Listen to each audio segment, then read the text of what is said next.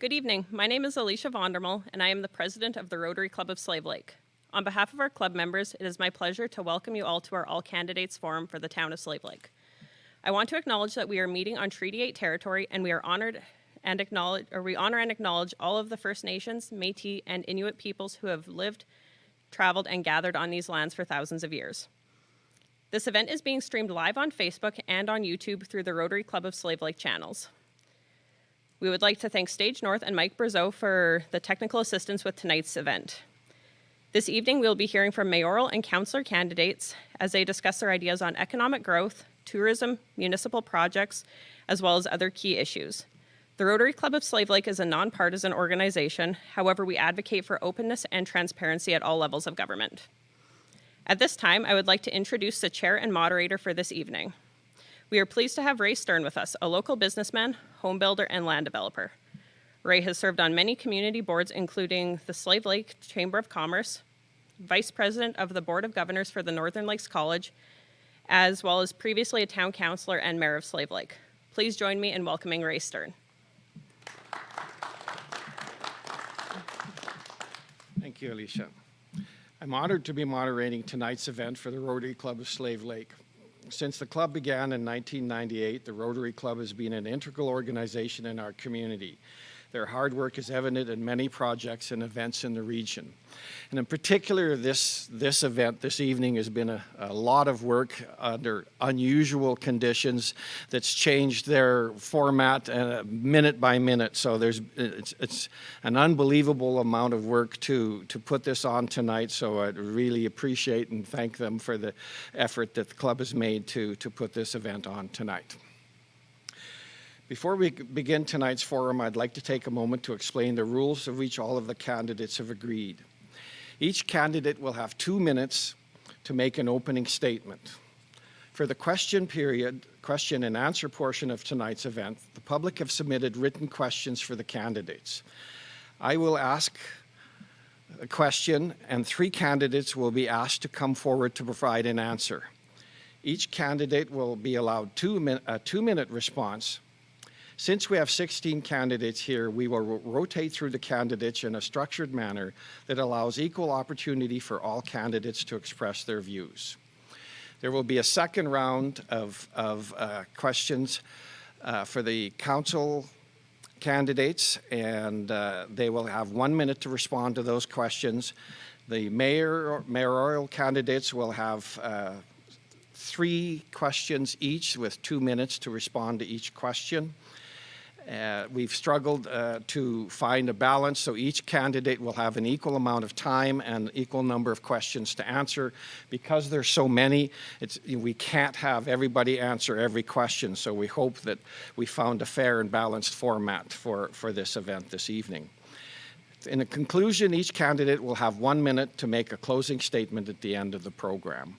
We hope to be done somewhere around 9:40 this evening. Now, without any further ado, I would like to introduce our 16 candidates in alphabetical order. Starting with Steve Adams, Julie Brandel, Darren Brusk, Ian Cameron, Bryce Ferguson, Susan Griesbeck, Francesca Frankie Giroux, Sean Gramlich, Craig Hudson, Kim Hughes, Philip Loken, Ronnie Lucan, Tina Marie Ritter, and Wyona Twin. That's our council candidates. For mayor, we have Rebecca King and Tyler Warman. So we'll start with our first 3 candidates alphabetically. Oh, I have to introduce you. No, we've just introduced you, pardon me.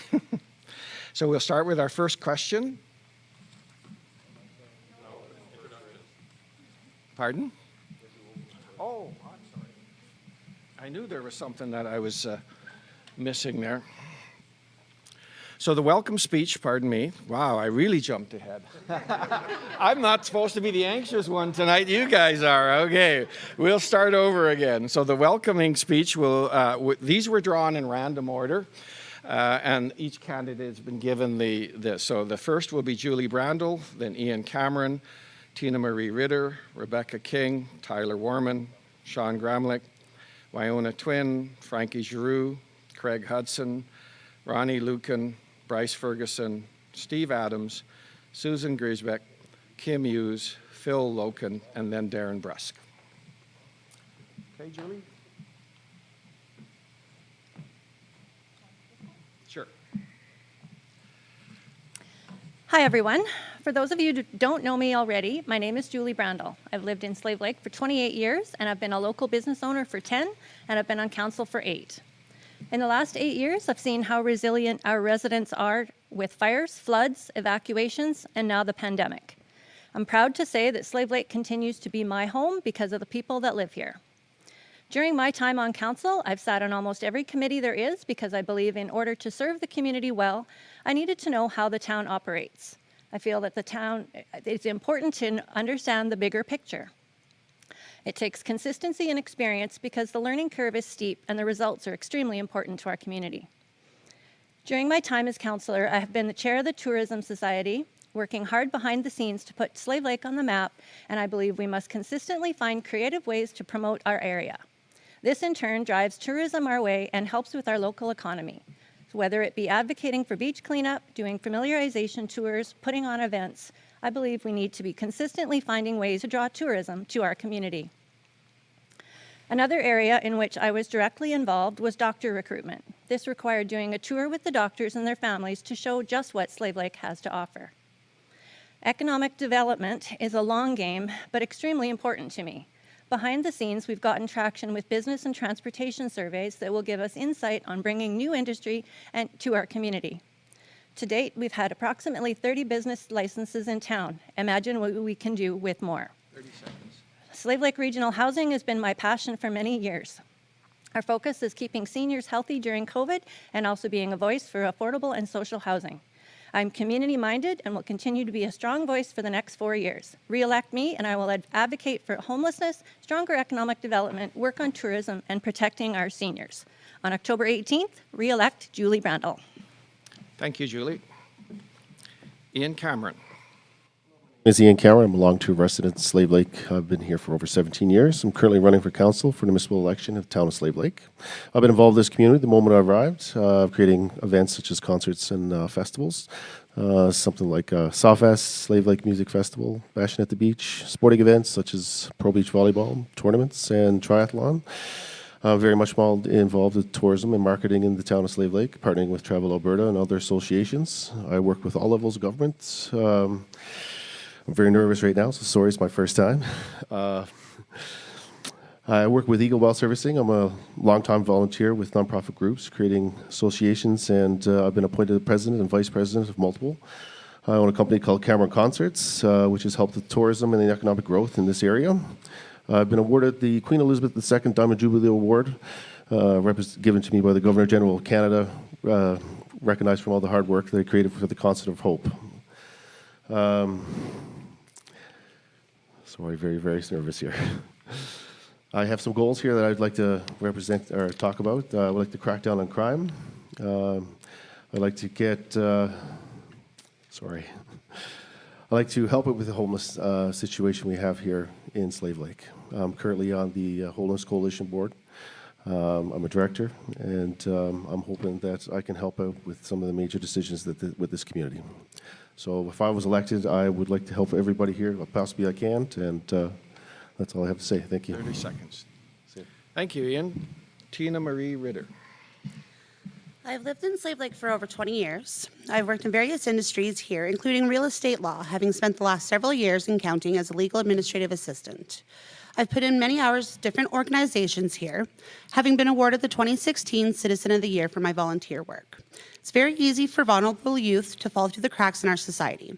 I know what wonderful things they can do and mentored and believed in, and this is what I want for all the youth in our community.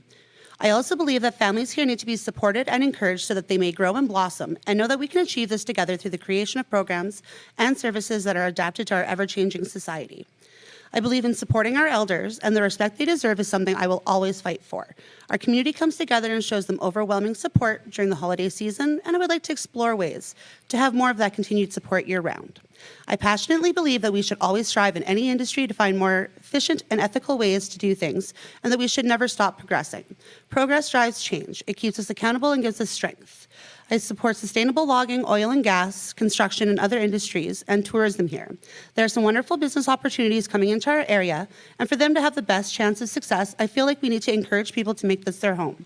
The more people who visit and fall in love with Slave Lake, the more likely they will be to move here if the opportunity arises. Beyond attracting new people to our community, we need to keep our community members here by finding ways to help lower the inflated costs of living in rural communities. The more we build up our community with the creation of jobs and opportunities, the stronger our stability of the region becomes.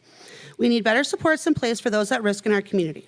I understand the intergenerational trauma caused by residential schools and understand it's a complex issue. We need a permanent shelter in place if we can give those most at risk in our community a sense of safety and stability and better access to trauma and addiction counseling. We can give them tools to heal and grow from that trauma, to progress to the ability to get off the streets and have healthy and prosperous lives. Thank you. Thank you, Tina. Rebecca King. Good evening, Slave Lake. For those of you who don't know me, my name is Rebecca King. And for those of you who know me, my name is still Rebecca King. I'm a mom, I'm a daughter, I'm a wife, and a sister. I'm a retired officer from the Royal Canadian Navy after serving our country for over 10 years. I am also a retired special education teacher. Currently, I own and operate a nail salon here in town, and I've also had the privilege and responsibility and honor to serve this community as a town councillor for the last 4 years. 10 years ago, my husband and I made the decision to relocate here for an opportunity to raise our family away from the hustle and bustle of city life. Like most families that begin their journeys here, we honestly had no plans on settling down fully in this community. Well, here we are 10 years later and fully invested into the community and its people. We talk often about how lucky we are to live in such an amazing region and how blessed we are with what surrounds us. Well, that was 10 years ago now, and we chose this community specifically because of a job opportunity. Times have changed, and changed radically. People no longer seek out a community to live in that is solely revolved around their careers and what business investments and opportunities are available. After a global pandemic, it really made individuals and families realize that they not only want a great community to work in, but more importantly, they want to raise their families in a community where they have an exceptional quality of life, where they can live, work, and play in a community that is safe, stable, happy, healthy, and full of not only 30 opportunities, but experiences. People are looking for communities to raise their family in that promote an inclusive and accepting environment, where it's clear that the town supports its individuals, its organizations, and its businesses. It's time for us to be that town, Slave Lake. It's time for us to catch up to our neighboring municipalities and make Slave Lake the destination to be. It's time we invest in our residents and our community first, so our residents aren't leaving every weekend to seek adventures and experiences elsewhere. The first step in this journey is making a change. Thank you, Rebecca. Thank you. Tyler Warman. My name is Tyler Warman. I am seeking re-election for mayor for the town of Slave Lake. I've lived in Slave Lake for almost 30 years. I grew up here. I went to school here. I met my wife here. I started a family of 2 wonderful children. I'm a business owner. A lot of people know me from Boston Pizza. But I will tell you, one of the greatest things about my life is that I live here in Slave Lake. I'm super proud to be part of Slave Lake. And I think one of the things that makes Slave Lake absolutely amazing is its people. And so I know that in a community like ours, sometimes you have to roll up your sleeves and sometimes you got to put in the work. And so in the past, I've been involved with the Chamber of Commerce on the executive. I was part of the Rotary Club, president for a number of those years. I was a volunteer firefighter. And approximately 11 years ago, I decided to try politics and got into town council. For the last 11 years, most of those I've served as the mayor for the town of Slave Lake, and I've been very passionate about the job that I do. And during that 11 years, we've had some extremely challenging times, whether it's been fires or floods, evacuations, racism, COVID, or anything else that seems to get thrown our way. I've had the opportunity to lead us through a lot of those battles in some of the toughest times. I will say I've got to work with some amazing people, some amazing counselors, but I think one of the things that makes the job easy is that we have some amazing people that live in this community. I think that if we are going to succeed as a region, as a community, you have to put in the work. And I think over the last 11 years, I think I've shown time and time again that I'm someone with integrity, 30 seconds, someone Tyler. that's approachable, somebody that puts in the work and gets the job done. Over the next 4 years, I expect some huge opportunities for Slave Lake. There's opportunities in growth, there's opportunities in business and job creation, and we need to work with our neighbors and we need to protect our people. And so I'm hoping that on October 18th, you vote Tyler Warman for mayor. Thank you, Tyler. Sean Gramlich. My name is Sean Gramlich, and I'm seeking re-election in the 2021 municipal election. Slave Lake has been my home for 31 years, and now more than ever, it is our time to prosper. I'm committed to making Slave Lake a destination to work, live, and play. The next 4 years are crucial for our region's economic growth and prosperity, and it's important to have representatives that are respected, well-versed, and can adapt quickly as the world changes around them. Staying status quo won't work forever. We need to continue to look for new innovative ideas and solutions, both as a municipality and as a community, for our social issues like homelessness and affordable housing. I believe everyone running in this campaign have similar goals and platforms, but to accomplish these goals, it's going to come down to who's willing to put in the work. Tourism, economic development, and revitalizing our downtown are 3 items I ran on 4 years ago. I have put the work in on my committees, and I'm happy to see these items moving forward and making not only our town, but our region a focal point and destination for Northern Alberta. I want to use my experience, my connections, and my knowledge to continue to serve Slave Lake and build a stronger community for all of us. A community where everyone should be able to thrive, where everyone should feel part of it. Thank you. Thank you, Sean. Wyona Twin. Tansa, hello, greetings. My name is Winona Twin. My spirit name in Cree is Osakihuskyu, and this means Golden Eagle Woman. My great-great-grandfather was the original signatory to Treaty Number 8, and this has been my home since time immemorial. I was born and raised here. I have been working in the consultation realm with government and industry for over 16 years, so I'm very familiar with government and government governing policies and legislation. I was raised by a residential school survivor. I am Indigenous, so I'm aware of all the complex issues that go along with that. I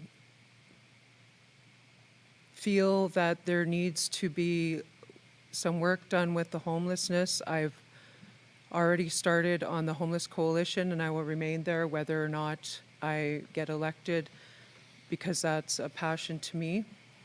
I believe that we have a great asset to our advantage for economic development and tourism, which is our beautiful lake.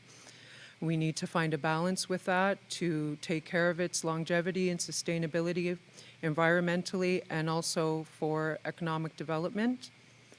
I believe that we also have, we're surrounded by Indigenous communities, and we have no Indigenous economic development or tourism in place currently, and that is something that could be utilized to bring 30 seconds, Winona.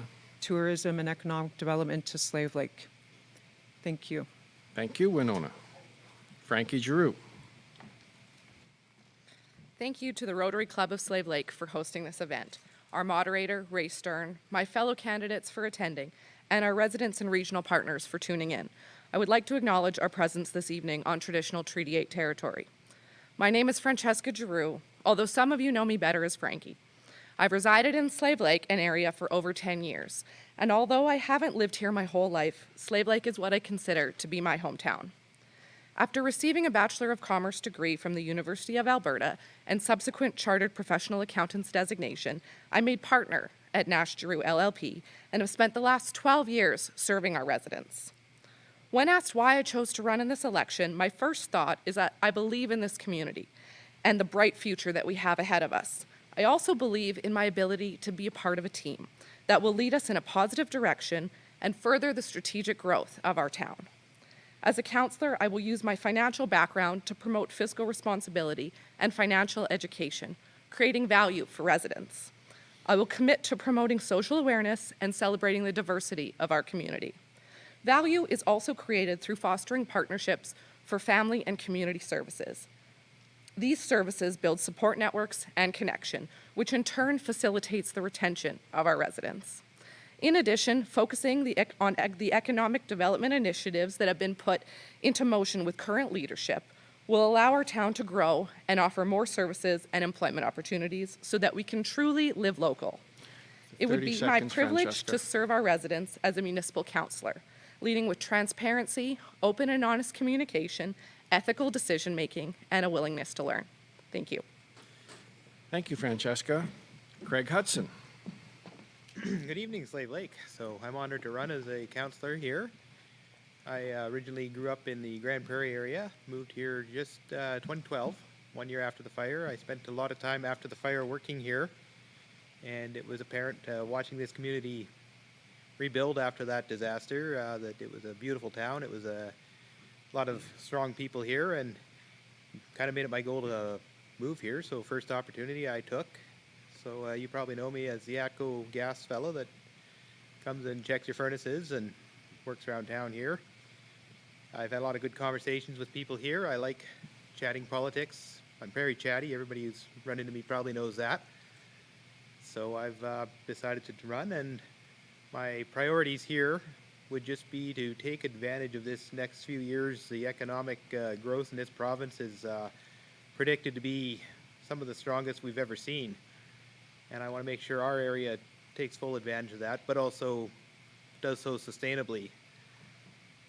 We will have a lot of challenges going forward, looking at inflation these days, so budgets are going to be tougher than they might have been in the last few years when inflation was pretty stagnant. So I want to be a part of that as well, and just have a voice in the community. And other priorities, I'm an outdoor, I like being outdoors, so really love the area for its fishing and hunting and quadding and ATV, all sorts of 30 seconds, Craig. all sorts of fun things to do here. So I've got a young son, a 7-year-old son, and a 3-year-old daughter that 4-year-olds, four as of yesterday, sorry. But they enjoy living here. They enjoy being outdoors. We camp. So yeah, we want to just make sure everybody else has those opportunities here. So thank you very much for your consideration. Thank you, Craig. Ronnie Lucan. Hi, my name is Ronnie Lucan. My family's been in the region for close to 100 years after settling in the 30s. And I've been back in Slave Lake since 2004 after a 4 or 5 year hiatus to live in Calgary, where I met my great wife. So my wife is a nurse in Slave Lake. We also have 2 young children. My life story is a little bit kind of crazy, but I guess I'd sum it up as an entrepreneur.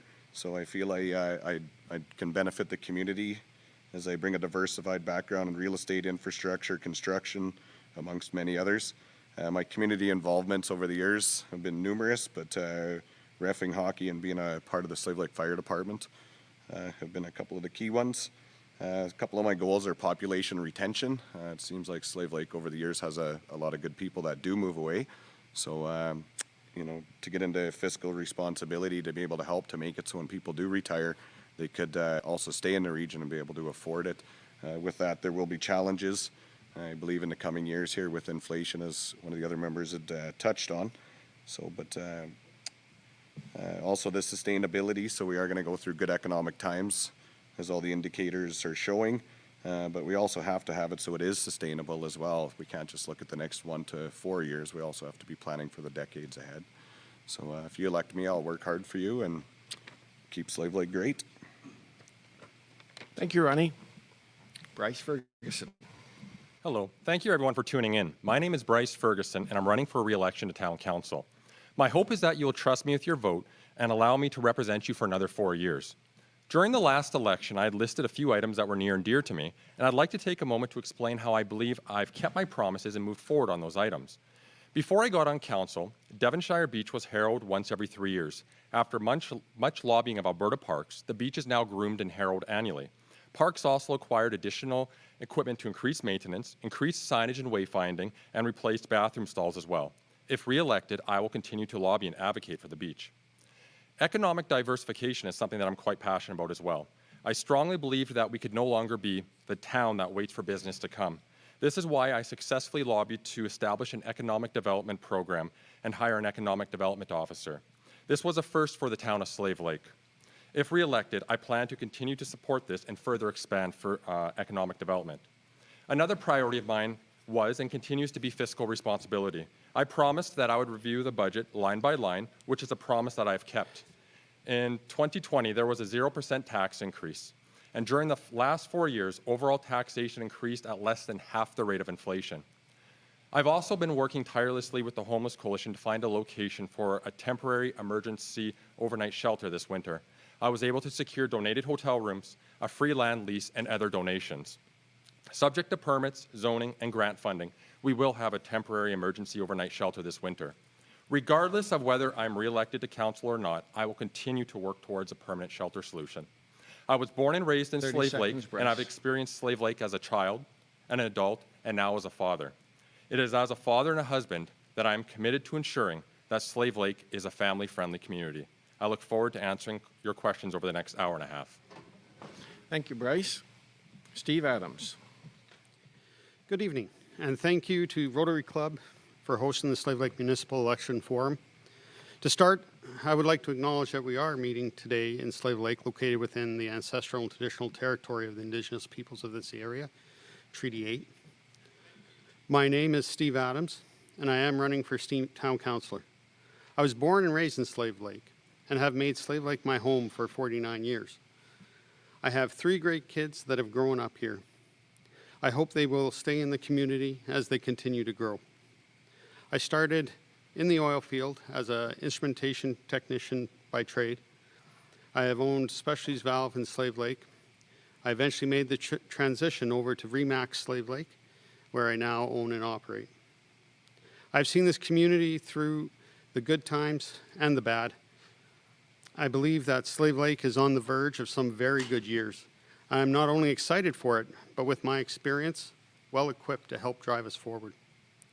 I have learned a lot in both spectrums of work and volunteering in our community, and will bring my knowledge and experience to this position.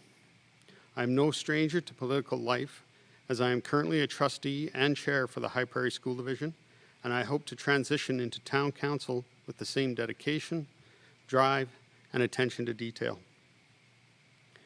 I've also sat on the boards for Alberta West Realtors Association, Slave Lake Chamber of Commerce, and Community Futures. Being a long-term member of our 30 community, seconds, Steve. my experience as a business person and working with others on multiple boards will bring a wide range of experience and solutions to our town council. I want to give back to the community that has been my home for so long. I'm committed to creating a vibrant future for the town of Slave Lake with a focus on economic development, community culture, community engagement, and transparency. Thank you again for taking the time to watch. I'm committed to earning your vote and look forward to the next 4 years earning your trust. Please take the time and get out and vote at either the advanced polls. Thank you, Steve. Susan Griesbeck. Hi, my name is Susan Giesbrecht Niebelver, and I would like to start off by telling you about my background and why I'm running for town council. I was born and raised here, and I feel fortunate to call Slave Lake my hometown. I'm the proud mother of 2 boys, Adam and Tony. I attended E.G. Wallstrom and Roland Michener High School. I'm a graduate of the University of Lethbridge with a degree, a Bachelor of Education and Counseling, and I'm presently working on my Master's of Psychology through Athabasca University. I taught in several communities in northern Alberta before returning to Roland Michener and completing a 33-year teaching career. I presently serve on the board of directors for the UCP. I'm a Red Cross volunteer since 2011, was the ATA, Alberta Teachers Association representative for 15 years, board of directors for the Frenchman Centre for 2 years, and I serve as chair of the Lesser Slave Lake Health Advisory Council. I coach numerous volleyball, basketball, soccer, curling, track and field, downhill skiing, and golf teams in Slave Lake. Some of the people who are running will remember me as being the coach. Volunteers, I believe, are a priceless part of our community, and as a member of Town Council, I will work to promote volunteerism. I'll work to improve recreation, cultural, and social opportunities for all ages, toddlers to seniors. I know how important these opportunities are in developing character and self-esteem. I'm sure many of you sitting back at home are wondering why I'm running for town council. My mom, 30 seconds, Amanda Susan. Bovair, was always my biggest cheerleader and role model. I remember her always telling me, "You know what to do, go tell them, not me."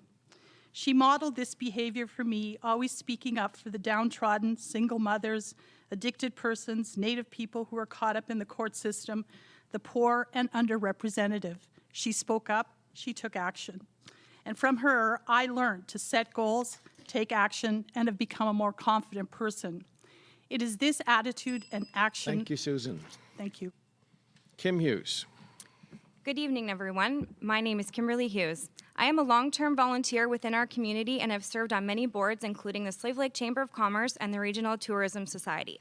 I am co-owner of local independent business Distractions, which I have owned and managed for over 10 years now. I have lived in Slave Lake for most of my life, and I'm a fourth-generation resident. I was raised here, and I was raised to know it is my responsibility to give back to our community in any way that I can. I've always known that if something needs to be improved, it's not enough to talk about it or hand the responsibility to someone else. To me, these teachings have generated a deep commitment to volunteerism and fair leadership. As a business owner, community leader, and mother, I'm committed to serving in this way for as long as my fellow residents welcome my efforts. In seeking a position with Town Council, my priorities lie in economic growth, tourism, family and community programs and services, and improving resident engagement and retention. I also see the incredible importance of working collaboratively and in friendship with our neighboring communities to accomplish these objectives. My utmost goal, however, is to represent the many voices of Slave Lake residents, and if elected, I am passionate and ready to help play a vital role in the future direction of our town. Thank you. Thank you, Kim. Philip Loken. Good evening, fellow citizens of Slave Lake. It's great to sit here and listen to this diverse group of young people who have given themselves to come and work in Slave Lake. Diversity and youth are things which will make our town grow. And it's good for democracy. It's healthy for democracy to have contested elections. By way of introduction, I arrived in Slave Lake one very cold day in 1982 and have been here ever since. I'm a former town councilor, having served one term, and I conduct a law practice, and I'm qualified as a mediator. I've also been a community volunteer, and it's an honor to work with fellow citizens in Slave Lake on a variety of projects. I've done everything from being Buffalo Bill in a local production of Annie, Get Your Gun, to sitting on various boards. And, 30 seconds. Phil. Volunteering with the Arctic Winter Games. And the Arctic Winter Games, there was a spirit there in the town which I will never forget. The whole town was involved. If elected, I promise to work on stabilizing our town's financial situation. Thank you, Philip. Thank you. Darren Brusk. Hi, good evening, everyone. My name is Darren Busk, and I'm running for the position of councillor for the town of Slave Lake. My family and I moved here 20 years ago when I was transferred here for work. Needless to say, we fell in love with the community and surrounding area. We've been fortunate enough to have made great friends here, thus helping to further cement our bond to this area. For the past 11 years, it has been my honor to have represented the citizens of Slave Lake as one of your councillors. Over this time, I've been fortunate enough to observe, learn from past councillors who I've served on council with. They shared their experiences, knowledge, and rationale when discussing various types of topics. I've learned that even though we wish for change to happen immediately, sometimes it will take years for a goal to be achieved. I've learned that persistence in lobbying can be successful, even though it sometimes appears to fall on deaf ears. Over the years, the town has been able to build a great relationship with our neighbors at the Sarge First Nation and the MD, one built on respect for one another and a hope and willingness to work together, enabling all our residents to succeed. Over the last couple years, I've immersed myself into the protective services portfolio. After watching friends whose businesses have been repeatedly broken into, I, along with a staff sergeant from the RCMP and a local business, helped to initiate an email chain where local businesses would let one another know when theft or suspicious vehicles or activities were taking place, and to be on the lookout. In essence, we're looking out for one another, trying to be another set of eyes and ears for our 30 local seconds, police force. Darren. There have been some successes, but more still needs to be done. With your continued support and vote, I will endeavor to be that voice to try and make Slave Lake a safer community for all our families and businesses. Thank you. Thank you, Darren. Now I guess to ask questions. So the first three, we'll go in alphabetical order. To answer the first question will be Steve Adams, Julie Brandel, and Darren Brusk. I'll just pick a question here. Yeah, Steve, if you want to come up.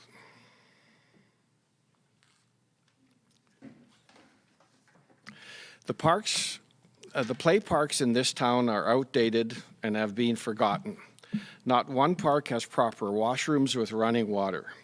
Families leave Slave Lake to go to parks in other towns. C.J. Schurter Park is the heart of Slave.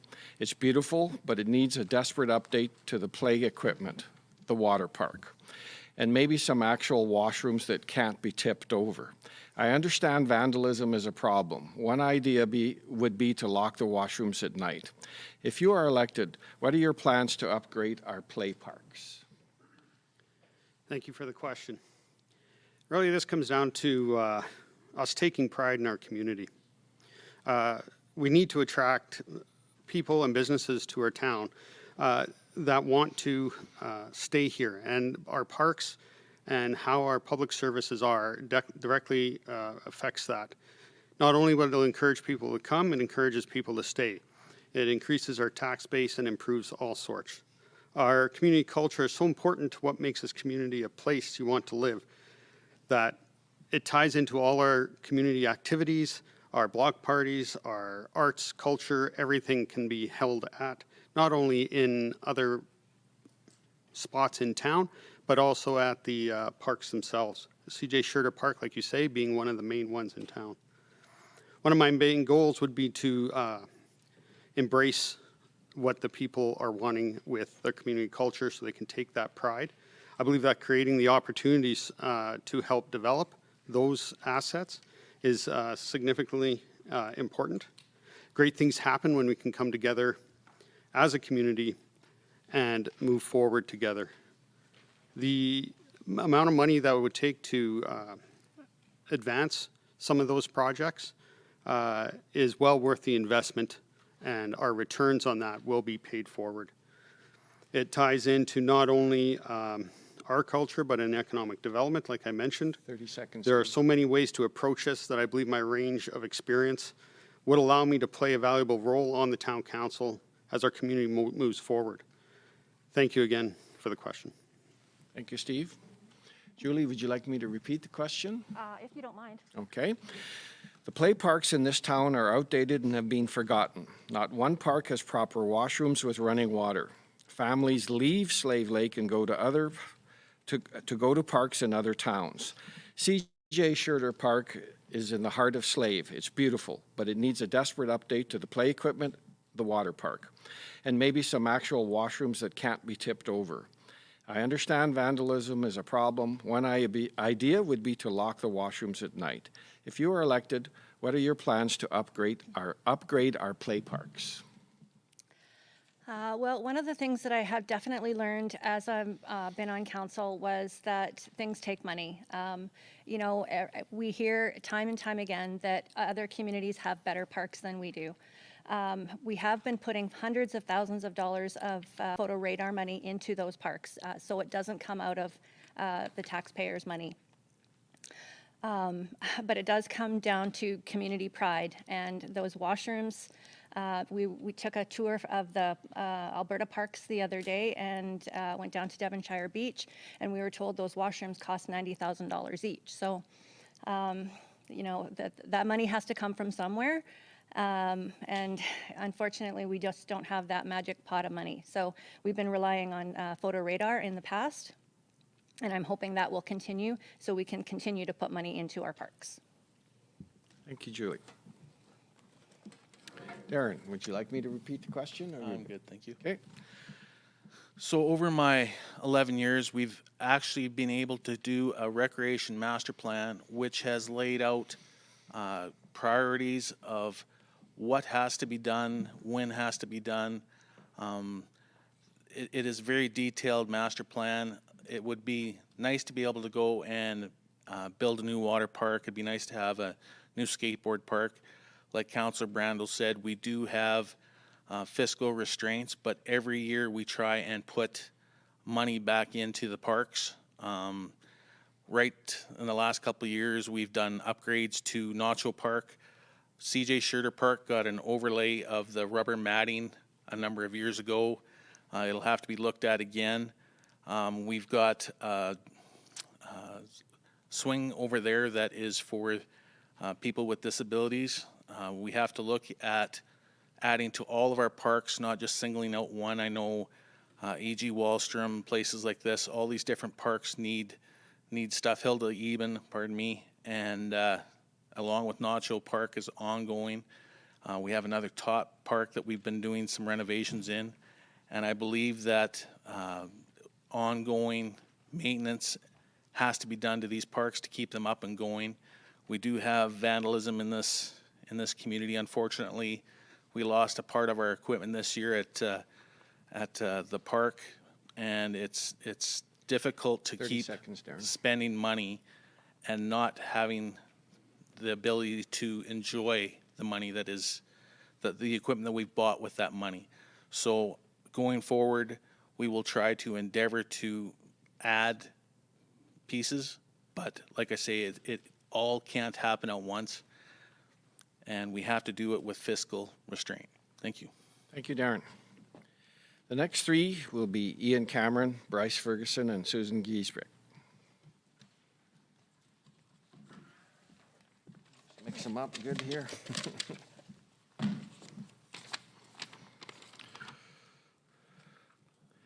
Some citizens are concerned about recycling programs. Why does the town have two recycling programs, curbside pickup and the recycling drop-off depot, in place costing taxpayers double the money? Which one do you support, or do you support continuing with both programs? There's sort of a second part to this question, and it is, I have seen a garbage truck show up at the depot and take everything and mix it up, so I'm wondering about recycling processes.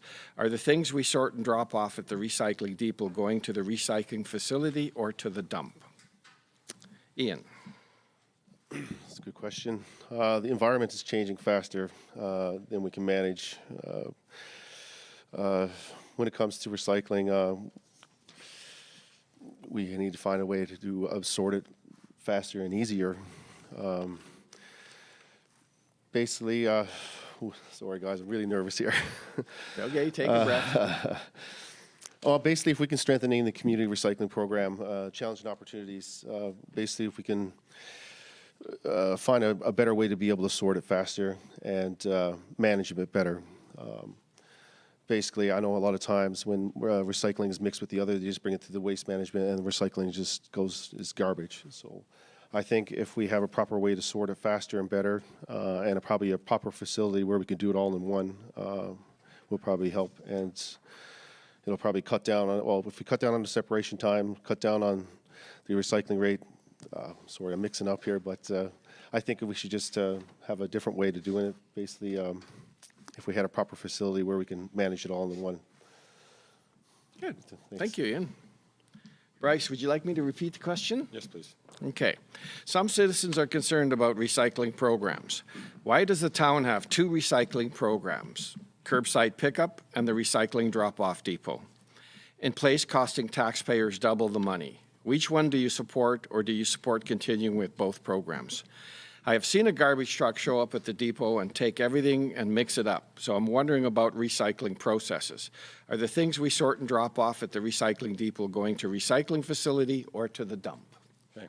So in regards to why we have two separate recycling programs, this was something that council looked at a couple of years ago. We put some communication out, we did some surveys, and residents were very clear that they wanted both options. Council had looked at removing one of the options, but residents spoke, they said they wanted both. So, so with that being said, I do support, the will of the residents in keeping both recycling options in place.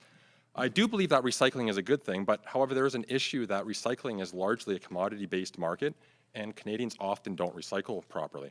So often recycling does end up in a landfill anyways because so much of it is unusable and dirty.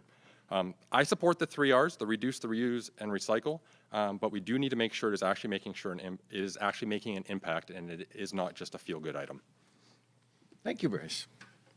Susan, would you like me to repeat the question? I'm okay. Okay. Thank you. So presently, the town of Slave Lake does have two forms of recycling, one curbside and the other a drop-off recycling. There's also, I believe, a take it or leave it at the landfill site, which has not been open due to COVID-19.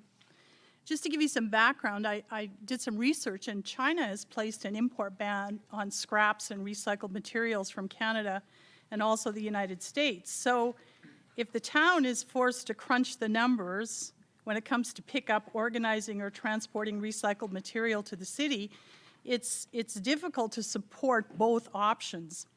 The economic reality, I think, for the town is that having both options still is not all that feasible. There are other aspects of recycling we can look at. When a community like Slave Lake commits to a cleaner environment, it reflects the community's desire to have a higher quality of living. The benefits include improved water, air quality, and materials that can be used for sustainable growth. And a good recycling program can attract companies that reprocess these recyclables and use these materials in their products. So one solution, I believe, for the town is that you do revert to just the drop-off recycling center or just curbside pickup. And having just one option would reduce the cost, but would remain an option for people to reduce, reuse, and recycle. Less pickup, less volume to transport, less workers to employ, all are cost saving. The citizens of Slave Lake, as an unintended consequence, may have to step up their recycling efforts at the grassroots community level, and that's not a bad thing. It's a good thing when you see people on scooters going around the community picking up garbage, or kids on bikes picking up garbage, and I think that's a great thing. The economic reality, I think, for Slave Lake and for the world is that right now with China, recycling is becoming economically unfeasible, but the social reality is that we need to continue it. Thank you. Thank you, Susan. The next three candidates will be Francesca Frankie Giroux, Sean Gramlich, and Craig Hudson.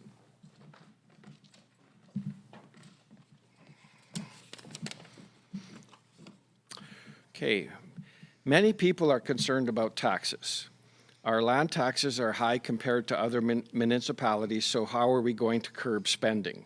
From my understanding, property taxes in Slave Lake are high because they are calculated on a population, or pardon me, they were calculated on a population of 10,000 people. Yet our population, according to the 2016 census, is 6,500. Is there going to be a recalculation and adjustment to lower our property taxes? Do you plan to fulfill your campaign ideas and promises without it resulting in taxes increasing? Thank you for that question. Taxes is a field I am familiar with my background as a CPA. However, not sitting on council right now, it's hard to discuss some of the decisions that have been made with regards to taxes. I think that transparency, financial education, and reading and comprehending tax documents are incredibly important for our citizens. So we would need to review the population that it's based on. That being said, I do believe it is calculated based on our existing tax base. Each year when our budgeting all of the department heads sit down to do budgeting, they look at the proposed revenue from the property taxes, and then they also look at their expenses for their relative departments. So I don't believe that it is actually based on a population that's not reflective of what we currently have in town. What I would like to see moving forward is more open houses to discuss with residents these concerns. I think there's a lot of misconception with what is contained within our property taxes, what our taxes cover. I would also like to see more easily available online information regarding the budget, regarding tax assessments, and the financial statements for our town. I think having this easy access would lead to transparency. Thank you. Thank you, Frankie. Sean, would you like me to repeat the question? No, I'm good. Okay, very good. Tough to follow an accountant, though. Although I've been part of a town council that has only had a 1.5 tax increase over the last 3 years, I realize with inflation, this is not sustainable without growth. At some point, if we want upgrades, new amenities like the parks previously talked about, and not to remain kosher, we're going to have to pay for these things. The best way to keep taxes low while adding to our community is to grow our tax base. And luckily, there is no better time than that now for Slave Lake. We are experiencing a unique situation that not all of Alberta has been afforded, and it's important we capitalize and grow our tax base. Thank you. Thank you. Caught me there opening my bottle of water. Craig, would you Good like me to evening. repeat the question? Or Oh, no, you thanks, okay? that's Okay, good, thank you. So I'm a taxpayer, and that was one of the main issues that's gotten me involved in politics, is watching taxes get used mostly for good, but it's easy to pick apart little things you might see that maybe they could save a few bucks here or there. So I understand why this question would come up often. Going forward, we are going to see more expensive energy. Inflation is going to be higher than it's been, so it will be very hard. Like I said, it's going to be a real challenge to budget, and that's why I'd like to be a part of that and really advocate for, as you said, keeping the taxes low. Cost of living is one of the biggest challenges in Slave Lake. Taxes are a big part of that, and everything ties into that. So if we can keep the taxes, and transparency is important. We have to be able to show you where the taxes go, and people are going to want to see where every dollar goes, and I'm all for that. I think that's part of our job, is to justify every dollar. So, yeah, no, taxation is, like I said, probably the main thing in municipal politics, because it can, if it runs away, it can be really hard on a town to catch or to rail back in. And I think a lot of people feel we're already there. We are on the high scale of our assessment. Our assessments are high here, but tied into that, the rate at which we're charged. And that's all to do with the budget. It's basically the town figures out how much money it needs and has to tax it. Unlike the other levels of government that either print the money or borrow it. So I think it's important to know that every dollar just needs to be accounted for. That would be my 30 priority. seconds, Craig. So thank you very much for the question. Thank you. The next three will be Kim Hughes, Philip Loken, and Ronnie Lucan.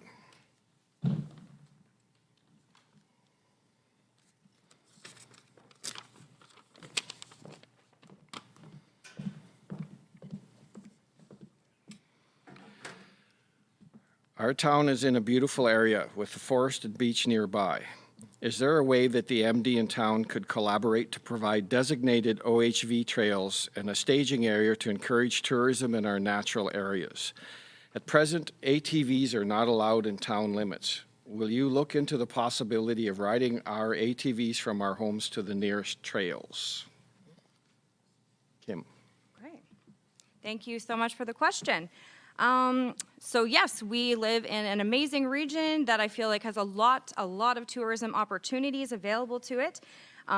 In terms of the MD and the town of Slave Lake working together, that is definitely something that I would love to see more of. I think those collaborations with our community and neighbors are very important and will definitely help us get where we want to go. And with regards to the OHVs in those areas, I definitely think that we could work together on a plan for that. I do know there have been issues within the community as far as people leaving to kind of go on their little journey or their escape for the weekend. And I know that that is definitely could be a bylaw issue. Personally, I don't see anything really wrong with idling out of town if you are abiding by all of the other rules of the road. So yeah, I mean, that could be something that the council could look into. And I would definitely encourage any sort of collaboration with the MD as well so that we can come to a good solution and grow our trails and things like that. I love to work with other community clubs such as the Snow and Mud to see some creative ways that we could come up with some solutions for residents to really enjoy our beautiful community. Thank you. Thank you, Kim. Thanks for the question. It's my feeling that the town and the MD must work together and work together more than often has been in the past. I think there's pretty good cooperation now between the MD and the First Nation. Now, as far as OHVs are concerned, I think one has to take a balanced approach. OHVs are the favorite of a good part of the population, but then there are other people who perhaps are less enthusiastic about off-highway vehicles. It's my feeling that we need to work on tourism. We've been talking about it for years and years, and certainly some progress has been made. But I think that we have to come up with a plan and then stick to the plan, and that plan would include space for OHVs.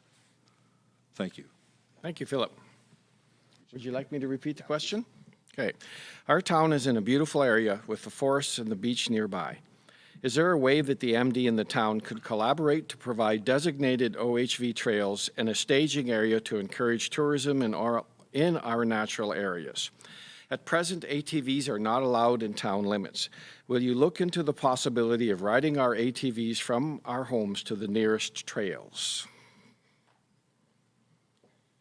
I think this would probably be something that could be done through the Tri-Council, if I understand it properly. I'd probably have to work with Parks and Recs in the province as well. And I mean, this is exactly why people move to Slave Lake and we enjoy it here, is that we have all the outdoor amenities. With that being said, having people in town to use them, it's all it ever takes is one bad egg to ruin it for everybody else. And I think we've probably all experienced that. But if we create accountability for one another and people can respect it, I think it's something that could definitely be worked towards. Thank you, Ronnie. The final two will be Tina Marie Ritter and Winona Twin.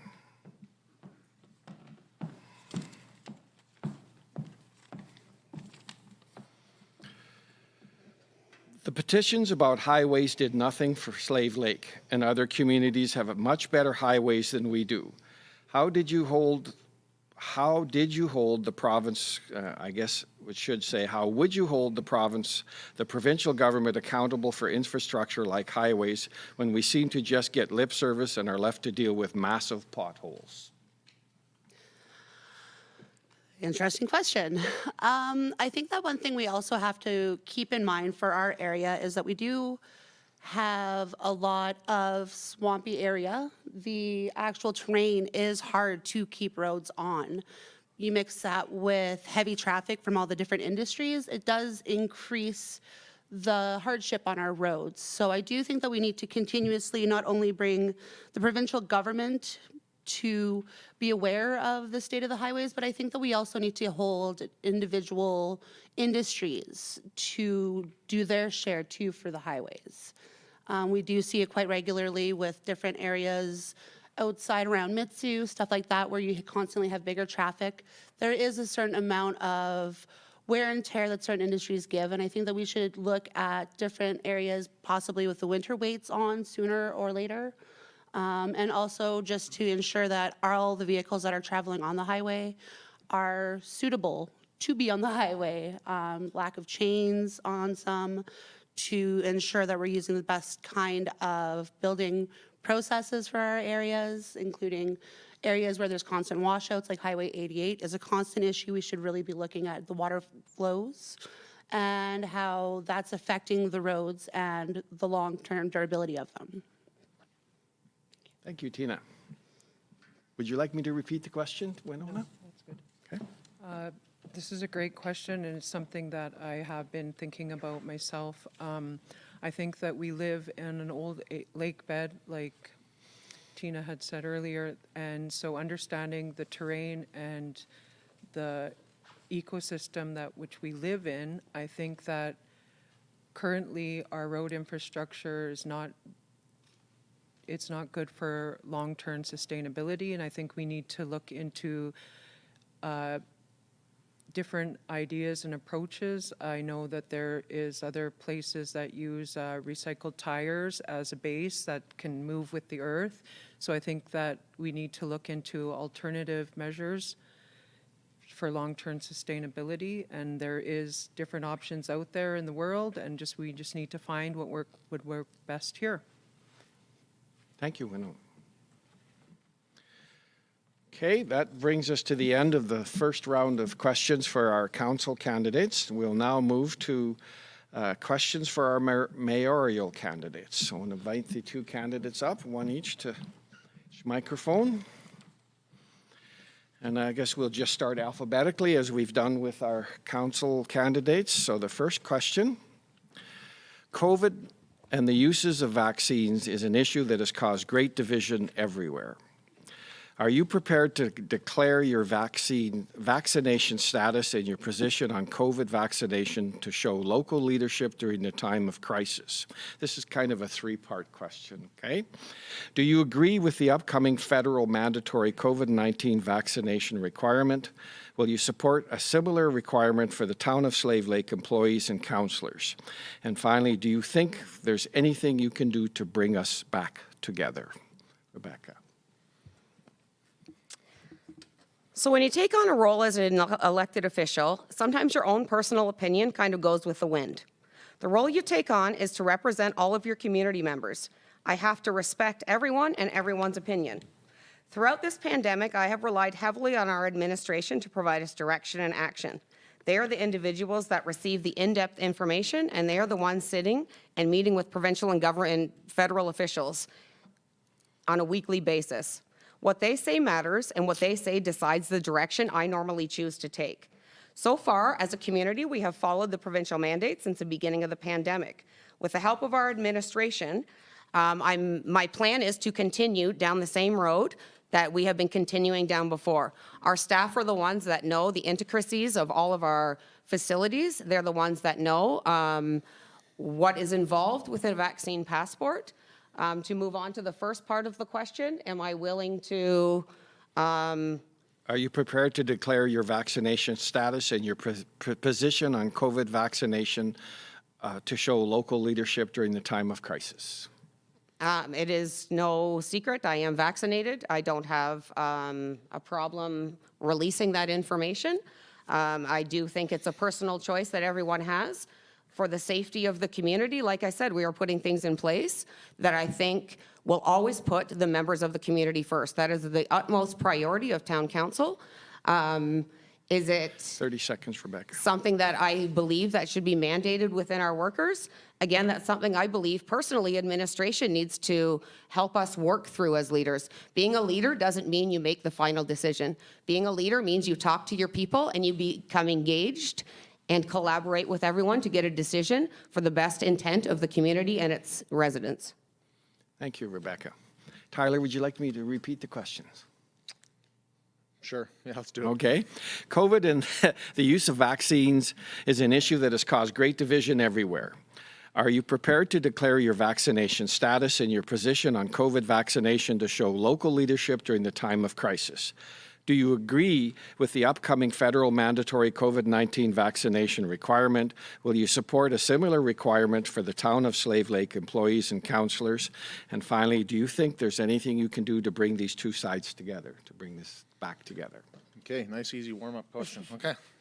I'll start by saying COVID. You know, COVID has upset and divided countries. It's divided municipalities. It's divided households. COVID has changed the landscape, and it keeps changing constantly. Our biggest issue with COVID is there's so much information that exists out there telling you one thing and another group telling you another. It is frustrating, and I think the biggest problem is that the trust level in government has never been so low. I literally get messages daily from people on both sides of the equation, passing off information, articles for me to read, videos for me to watch, and looking for my opinion. So I'll start and say that I think at some point you have to, all this information just becomes so much to handle that I went back to the simple stuff. I think that's how I deal with politics. You have to take the information that you can get, but you also have to be smart about what you're doing. Before COVID, I talked to my doctor. He gave me advice, and that's the advice I took. He told me to get vaccinated, and so I did get vaccinated. My whole family's vaccinated, and I continue to follow science. I continue to listen to my physician, to my doctor. But I can understand why people don't want to, because our trust level in government has never been so low. Do I agree with the government? You know, I have my own business. I got 50-some staff that work for me, and I'm trying to decide that in my own business, because around us, multitudes of businesses are doing the exact same thing. You know, that's a question that I struggle with in my business. This is one I struggle with as an elected leader. I think we are going to have to engage with our administration, but administration doesn't guide the way. Politicians need to. And so because the landscape keeps changing, it's going to be a discussion with that new council that's going to make that decision. What are we going to do to bring us back together? I think communication has always been a big part of who I am, and I'm going to continue to communicate. I'm going to continue to get the information, and I'm going to try very hard to put trust back into government. Thank you, Tyler. The next question. During the past year, we've heard a variety of strategies from Town Council on how to approach issues provided by people experiencing homelessness in Slave Lake. Can you please describe your perspective? Again, we'll start with Rebecca. So I sat on the Homeless Coalition board for 3 years. The homeless shelter was beside my house directly for 4 years. As municipal councillors, we do take different positions on different boards. Currently, there is another councillor focusing his efforts on the homelessness issue. Through my other committees, I have been actively advocating for this as well and supporting and sending letters of support through to the Homeless Coalition. Although I am not a member of the board anymore, I do consistently attend the meetings as a spectator and put my input in wherever is needed. I'm excited for the prospects of things that are to come. I'm excited that we're going to have a temporary location this year, and I think we need to work together as a community to not only tackle this, but the other issues that surround it. Homelessness is a very complex issue and brings a lot of problems and solutions with it. And I think collaboration, communication, and education are going to be key to tackling this issue. Thank you, Rebecca. Tyler, would you like me to repeat the question? Please. During the past year, we have heard a variety of strategies from Town Council on how to approach issues provided by people experiencing homelessness in Slave Lake. Can you please describe your perspective? Yeah, so I'll start by saying that, you know, I've said this before and I'll say it again, I think homelessness is a very complex issue for sure. I will say that I think as a community, our understanding of truth and reconciliation has never been higher. We have a variety of people who've experienced multi-generational trauma, and that creates a lot of the problems that we deal with. There's issues with addictions, there's issues with mental health, there's financial issues and people that aren't ready for the workforce. I want to commend Councillor Ferguson and the Homeless Coalition right now. Jules Keenan leading that up. I want to thank the Friendship Center and Barbara and the work that she's done in the past to get this going. But, you know, an initial step is the temporary housing, which the group is working towards. I think the political will to dive into this, to actually make a difference, has never been higher. And I'm excited to see what the next council is going to do, and I'm hoping to be part of that. But it can't just be a temporary solution. We have to look at permanent things. I've spent some time in Edson. I've spent some time talking to other mayors in Whitecourt and other municipalities, City of Edmonton, Medicine Hat, to understand how they deal with a lot of these issues. And it comes from a multitude of collaboration of groups working together, different agencies working together. Homelessness is a giant box, and everybody's got to pick up a corner and do the work. And if they don't, we're not going to be successful. But knowing the fact that I think as a community, I think we've never been more invested in actually wanting change. I truly believe that change is coming. Thank you, Tyler. Final question. Some areas in town experience more crime than others. Do you have any innovative ideas to address crime reduction? Rebecca.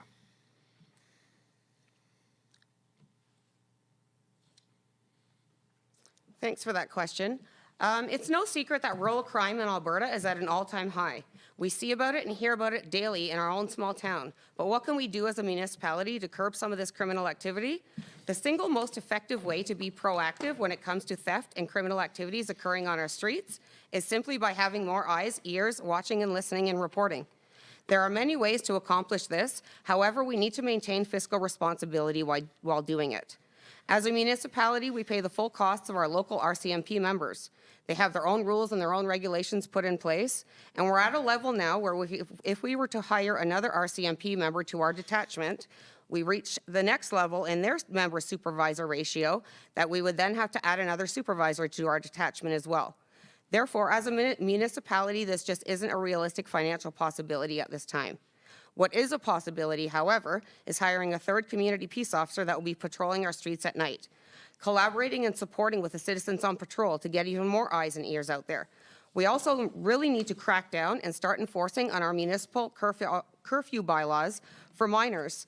It was developed for a purpose, and it's time it serves its purpose. The biggest one of all that will make the most impactful change is the continued lobbying to the provincial and federal governments for changes to our judicial system itself. Without some concrete changes to their processes and procedures, the catch and release system that we see right now will continue. It's a broken system that doesn't work for anyone. Victims continue to be victims, criminals continue to be criminals 30 seconds, because there Rebecca. is no accountability for their actions and no help for them to work through their issues. And the police continue to have to work reactively instead of proactively. It's a vicious cycle that needs to end. Issues like crime take a community approach to conquer, so it's vital that as a community and as a council, we're all on the same page and striving towards the same goals. Thank you. Would you like me to repeat the question? No, I'm good. Great. So I'll start by saying that, I think council has made some successful strategies in the last couple of years. Councillor Buss talked about his efforts to basically promote collaboration. Eyes and ears definitely is a starting point for identifying crime, identifying areas of opportunity. And when we report those things, the RCMP uses those metrics to decide where they're going to position their resources and when. And so we need people to give us that data. And so over the last number of years through my communication, I've stressed very much to the community that when you see things, you need to report them. The collaboration that we're doing with the with business and industry right now to share that information has seen us actually targeting, arresting people, which I think has been great. I actually think our RCMP do a fantastic job. Our bylaw is all part of that equation. I think we need to target citizens on patrol. They've got a group behind the scenes that is really active and wants to get going, but is really struggling to get off the ground. And so if we can help that group move, that's part of the things I've been talking about. My platform over the last number of weeks is supporting the groups that exist there. Citizens on Patrol is one of them. But I definitely think one of the biggest flaws is in the justice system itself. And so our council had championed, myself, created a resolution with AUMA, a group that represents all the municipalities across Alberta. And I took that and presented it to mayors from across all Alberta. There's 300 and some on the call and 97% in favor. And our council was able to lobby and now have the entire province of Alberta. One of their mandates here through AUMA is to fight with the Solicitor General's office to basically create justice for Albertans. And our biggest thing is to look at the justice system, to resource it properly, to look at the system, because Albertans, no matter which side of the equation you're on, deserve justice. And I really feel that that's where we need to focus our efforts if we're actually going to accomplish anything. Thank you, Tyler. That brings us to the close of the mayoral questions. We will now move to the second set of questions for our council candidates. We have some good news, I guess. We're doing very, very well. So instead of giving you just 1 minute to respond, we can give you 2 minutes if you need to take 2 minutes to answer these questions. Okay, so we'll be timing 2 minutes, Harry. We're going to go in reverse alphabetical order this time with these questions, and it'll be the same format. We'll draw them randomly. So the first 3 to speak will be Winona Twin, Tina Marie Ritter, and Ronnie Lucan.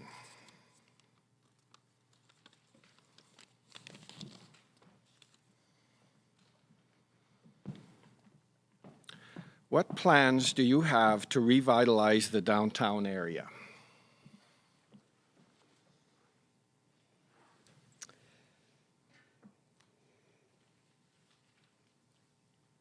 Good question. I think that what's missing in the downtown area is a place of belonging. Since we have the big box stores that are all on one end of town, we need to have more diverse businesses in that area that would draw people to feel more comfortable to just hang out. More businesses such as the Fix. And the aesthetics, maybe a more cohesive aesthetic, not cookie cutter approach, but have some kind of guidelines of the aesthetics that the businesses could have for their outside Good. looks. Thank you. Winona. Tina? After speaking with some elders about the issue, I think that the town is already on the right path with the revitalization program and project that they've already been doing.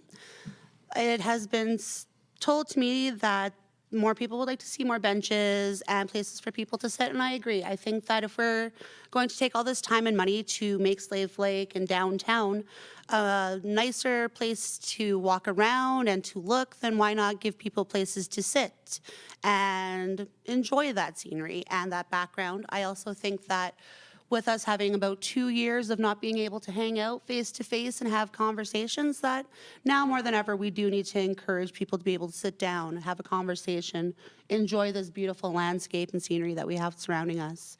I would like to also see more garbage cans and ashtrays going downtown to help clean up the litter so that it does look nicer downtown instead of garbage blowing in the wind. And I think that we can continue with the plan already in place and continue to grow on that as well with looking into other ways for recycling bins, garbage cans, ashtrays, stuff like that. Thank you, Tina. Ronnie? I attended the previous meetings within the last 5 years to do with the downtown revitalization plan, so one already does exist, so I kind of struggle to answer this question when there's a plan in place and construction has started and is ongoing currently. Okay. Good. Thank you, Ronnie. The next three will be Philip, Loken, Kim Hughes, and Craig Hudson.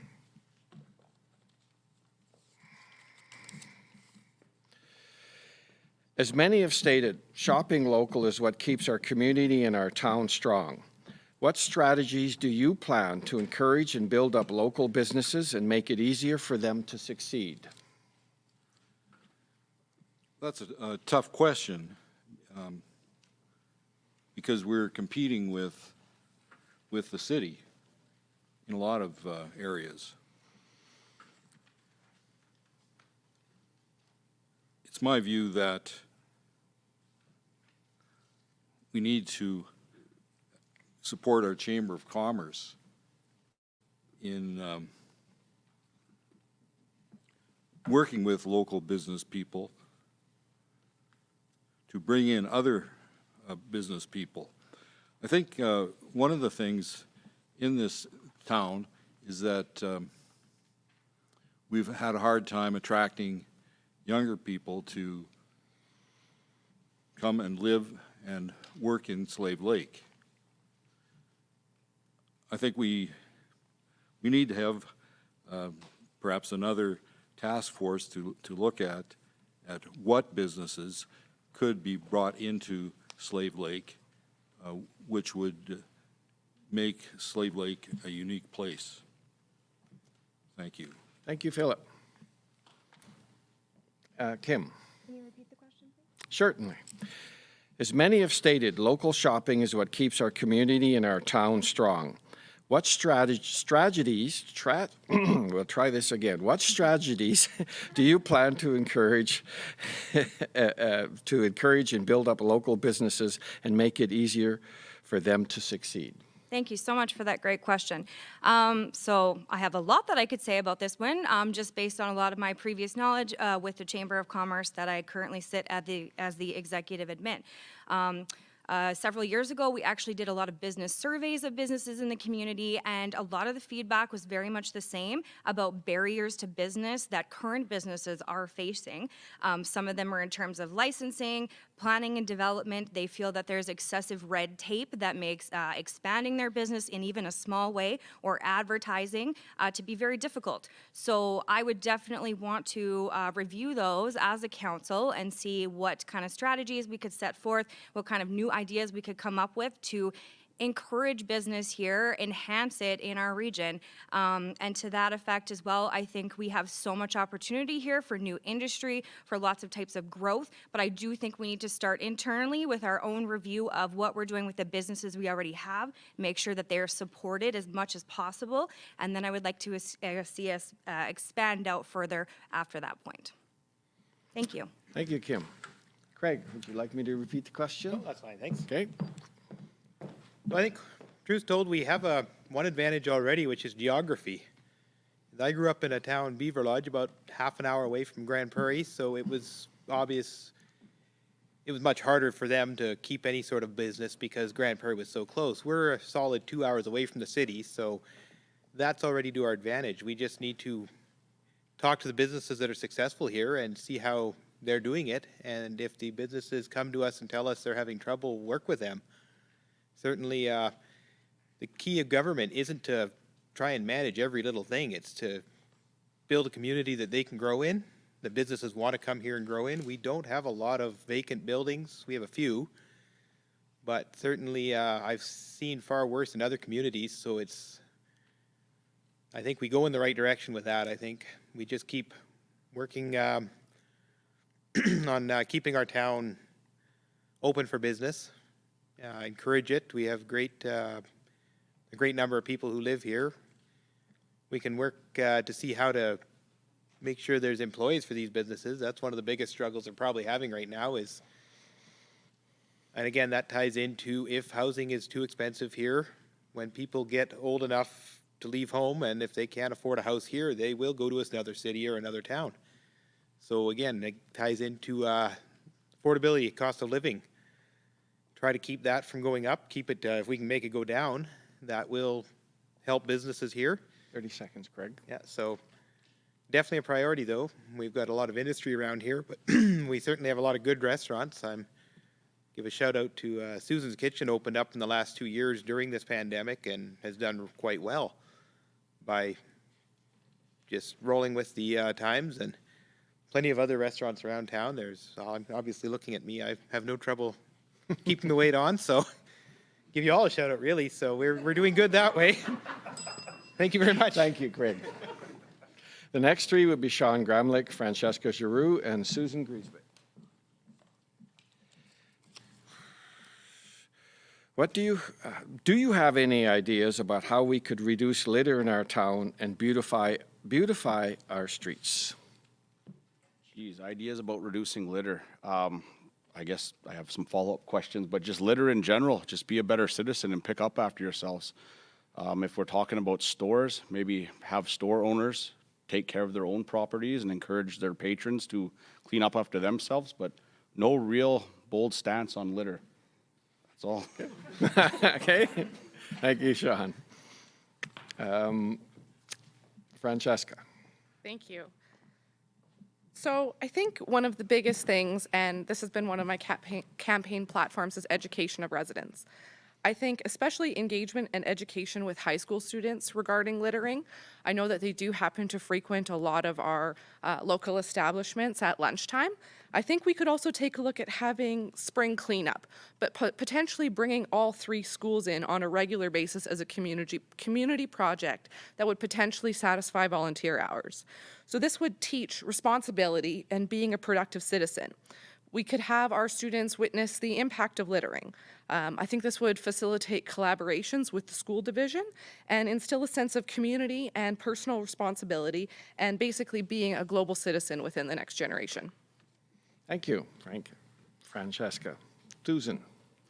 Okay, so the town of Slave Lake presently does deal with the litter issue, and looking for ways to improve it is what we'll talk about. So when I walk down any street or park in Slave Lake, I am sometimes appalled by the amount of litter, garbage, and the dog poop, scat, that's left in the area.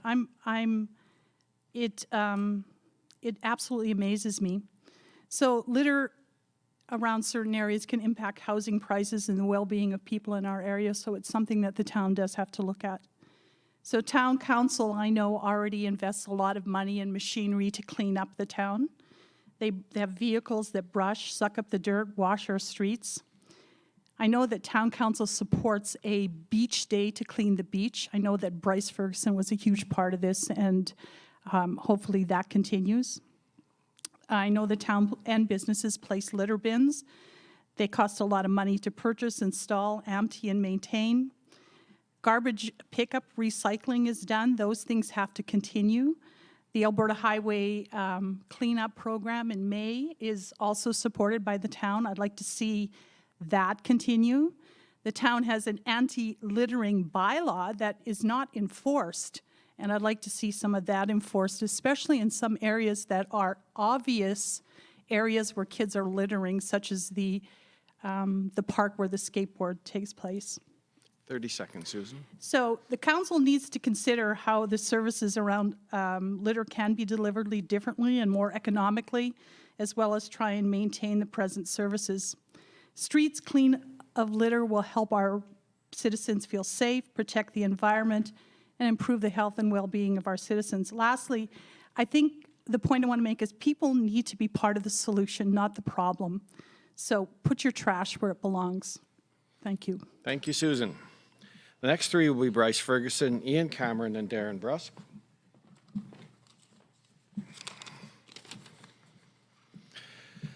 Our town and our region are vibrant and thriving in part because of local volunteer organizations and the events they host. However, it has been rare in the past to see councillors or mayors attend events hosted by volunteers. How do you plan to work with volunteer organizations and support their efforts? How can you increase the visibility of town council members at volunteer-hosted events? Bryce. I do think that the town has the potential to take a more proactive role in volunteer organizations. I think a lot of that, though, has to do with, so councillors sit on a various number of degrees of committees, and we help with a various number of organizations as well. So maybe it's a matter of having these organizations and putting it into our committee portfolio appointments, which would help with the town council representation on these volunteer organizations. Thank you. Thank you, Bryce. Ian. Thank you. I'm a strong volunteer myself, actually. I created a couple of number of associations, and I know councillors are always busy. They have a big schedule and stuff, so every time you do an event, you're always inviting them over to see if they want to come helping out and stuff, but I'm kind of blank here, sorry. But yeah, I can't answer this. Okay, thank you, Ian. Too nervous. That's all right. Darren. Well, I know for sure that there's many on council now, and looking around the room that already commit to this community. They're volunteers through and through, from block parties to icebreakers to doing the Ames Lucan golf tournaments, all kinds of different things that everybody here has been a part of. And to go further and further, there's always an ask of something that needs a volunteer. And a majority of the people up here are going to step up. Like I say, we're up here because we're volunteers, because we want to give back to the communities. So thinking anybody up here doesn't show up for anything is wrong, because everybody here does so much. Can we do more? Probably, but that's up to each and every individual. Have to fit it into their schedules. Many of these people up here have businesses. They work tirelessly. Then they go and do their council jobs. So it doesn't always fit in when it's something during the day or on a weekend when they have a family event scheduled. But I think most people up here, they do more than average in terms of volunteering. Thank you. Thank you, Darren. Final two will be Julie Brandel and Stephen Adams?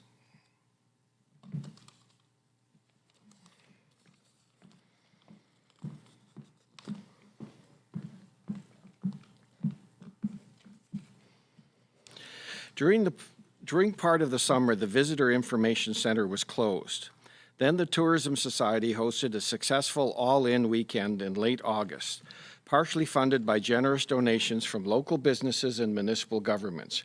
Going forward, in regards to tourism, is there a plan for increasing tourism and tourist dollars spent in the town without relying on local businesses to provide sponsorships?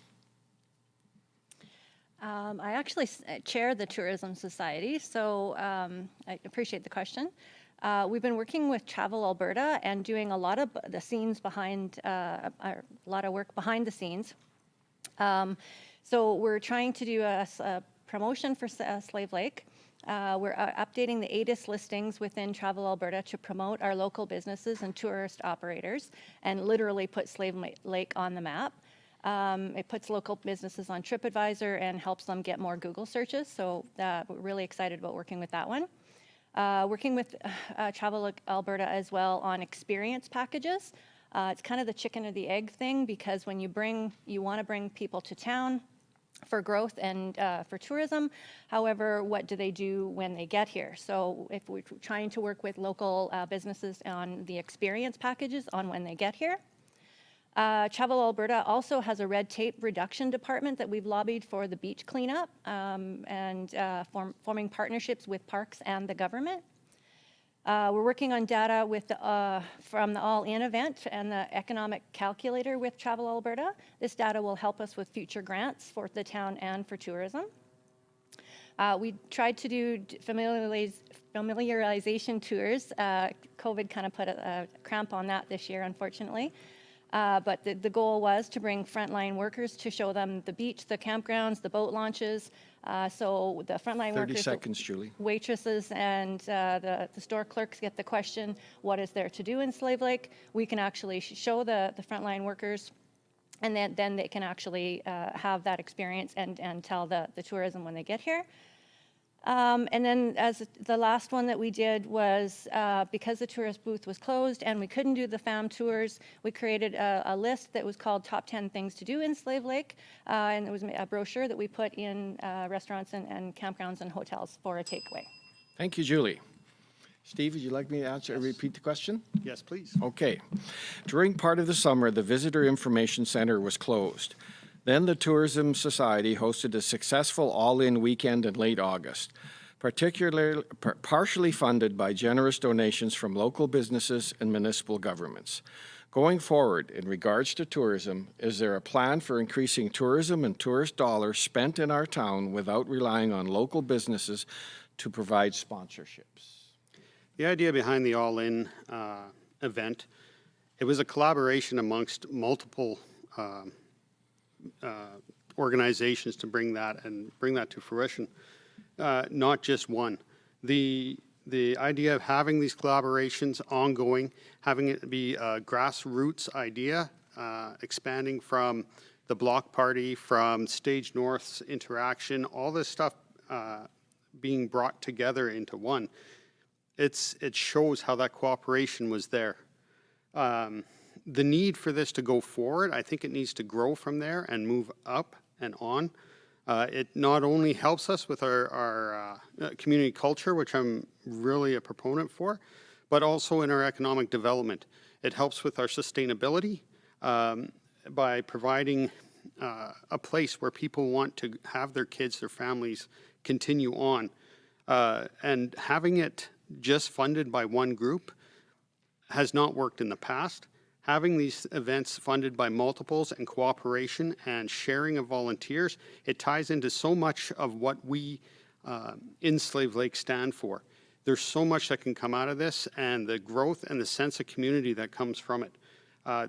Sponsorship from businesses, I think, will continue to be important, because once again, the buy-in from the business community into these events is integral in the success of these events. Bringing our businesses to the forefront and showing that they can promote themselves and also realize a profit from it. It also would bring in that sense of pride when we are in these events. I believe this is something I would strongly back and encourage going forward. Whether or not it involves municipal dollars, that's another question and discussion for our council, but it does involve reducing red tape. It should involve facilitating these events and making it easier for them. Thank you. Thank you, Stephen. That brings us to the conclusion of our second round of questions for the council candidates. As we had shared with the council candidates earlier, and as we talked as a committee earlier, we felt there was one question, and the question was asked of the mayoral candidates, that is so significant that we thought every candidate should have an opportunity to address this question. So I'm going to start in alphabetical order, and I'm going to ask each of the council candidates to answer this question. COVID and the use of vaccines is an issue that has caused great division everywhere. Are you prepared to declare your vaccination status and your position on COVID vaccination to show local leadership during the time of crisis? Do you agree with the upcoming federal mandatory COVID-19 vaccination requirement? Will you support a similar requirement for the town of Slave Lake employees? Again, you'll have 1 minute, and we'll start with you, Stephen. Thank you. I was hoping I dodged this one. It was just the mayor or having to answer it. Well, for one, with this question, myself, yeah, I'll declare it. I'm fine with that. I am vaccinated. I'm a strong believer in vaccination. I trust my doctor, the science behind it, and the requirement. Tyler said it well when he was saying that there is that challenge right now with trusting of government. And 30 seconds, Steve. A major concern for the future of Slave Lake is seeing the community as a whole becoming more and more polarized. We need to move forward together, and communication and understanding is key. A minute's not enough to answer this. I hope that's good. Thank you. Thank you, Stephen. Julie. Yeah, big question for sure. So I think of it like throwing a rock into a lake, watching the ripple effect. The decisions we make create ripples in the community and affects our businesses, schools, and residents. We're in the fourth wave now, and unfortunately, we've all had to continue making adjustments in our lives continually. These efforts have been exhausting for all of us.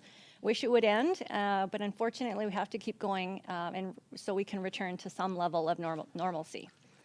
I know a lot of people are divided right now, and businesses are struggling. I know 30 seconds. both sides of the divide. There's just no good answer to it. Business restrictions in the community. These restrictions are not done at the municipal level, unfortunately. They're done at the provincial government and AHS. I know that some residents are fed up and prefer we just open up and be damned whatever anyone says. However, doing this has consequences.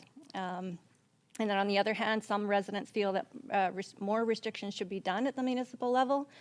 If you're entering into an environment. Thank you, Julie. Darren. I will say that I am vaccinated, as my family is. We did it because we could see the path down the way where you were going to need vaccinations to get into restaurants or to fly or to just about do anything. And I feel for everyone that has lost somebody to this disease. And I don't know how else to say it, but we live in a democracy. Everybody's got their right to whether they want to get the vaccine or they don't want to get the vaccine. Like I say, my family's done our part. 30 seconds, Darren. As is for the town. We continue to follow the provincial mandate, and I don't foresee us not following it. So if and when that changes, I'm sure that's what we will follow. Thank you, Darren. Ian Cameron. I'm double vaccinated, and I trust science, and I trust my doctor. I know it's hard. This subject is very touchy, and there is a big divide. But I have no issues letting anyone know that I am double vaccinated. It's a very touchy subject throughout the whole world right now. So that's all I have to say. Okay, thank you, Ian. Bryce Ferguson. So I recognize that this has been an extremely divisive topic, and we have residents on both ends of the spectrum. So Our approach as a municipality has been to follow provincial guidelines. I recognize that I'm not a doctor. The province has access to experts that I don't feel we have access to as a municipality, so we've stuck with what the province has mandated. Ultimately, when it comes to vaccines, I believe it's an extremely personal choice and a decision. And I am not for mandating vaccines in any field. I feel it further divides people, and I respect personal choices. I feel we need to bring people together, and by doing that, we need to respect both sides. I'm of the belief that both sides need to stop pointing fingers, and we need to respect each other again. 30 seconds. Thank you. Okay, thank you, Bryce. Susan Giesbrick.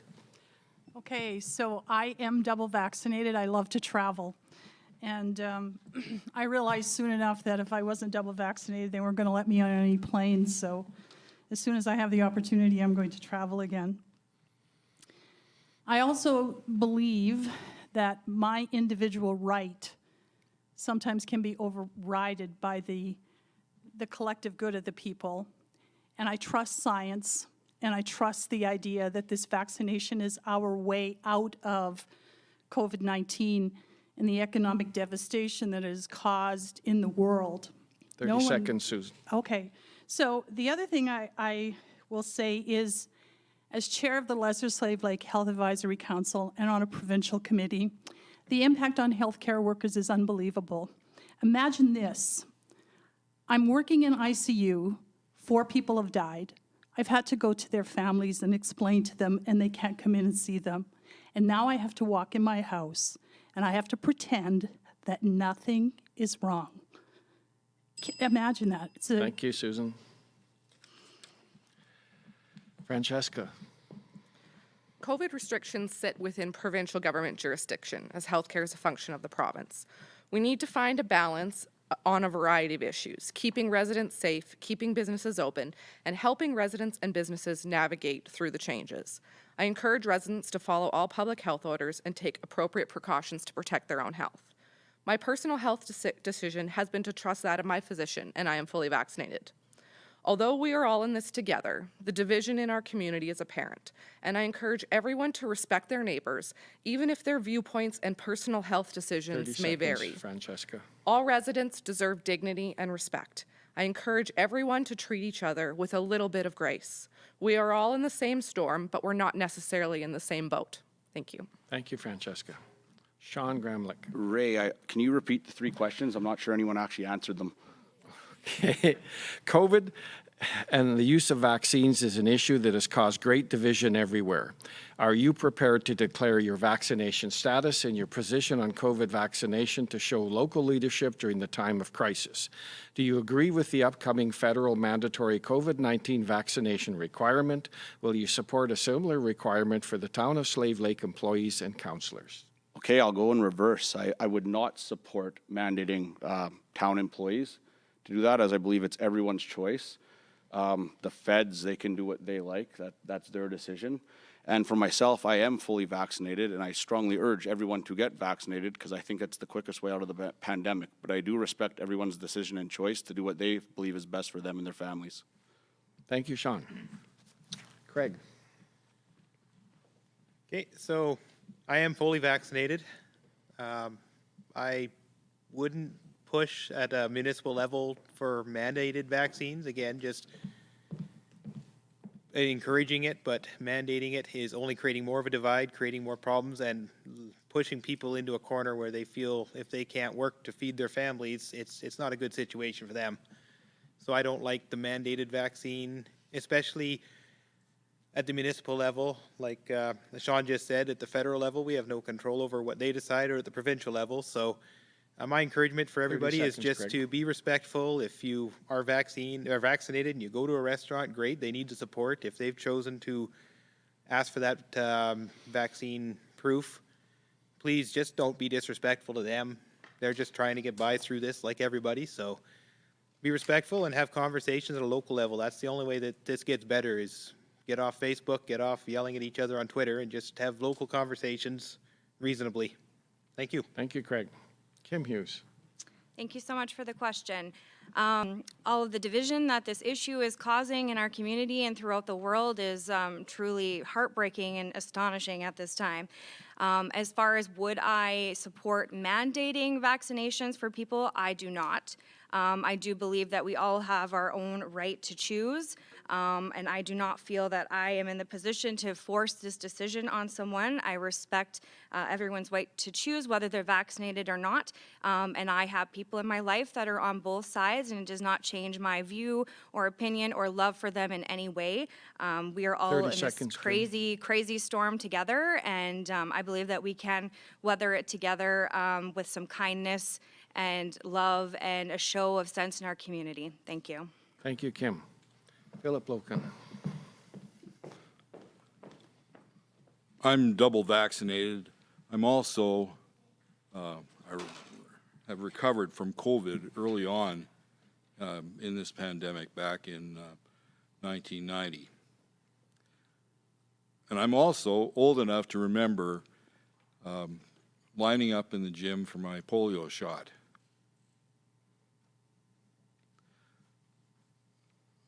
Perhaps there is personal freedom in deciding whether to be vaccinated. But some of the arguments that are made are very similar to the arguments that were made when seat belts were brought in. 30 seconds, Philip. I believe, as one of my school teachers said, that about personal choice, your freedom ends where my nose begins. Thank you. Thank you, Philip. Ronnie Lucan. The divide it's caused is one of the reasons it's actually brought me forward to try to be a part of council, is to bring this community back together and not have this. We need positivity, and I think as a group and with the candidates here, there is that potential for sure if everybody works together as one. As for mandating staff, I don't believe in that currently, but that's also, you know, probably more of a provincial mandate. And as for the federal rules, I really struggle to take anything they say serious these days.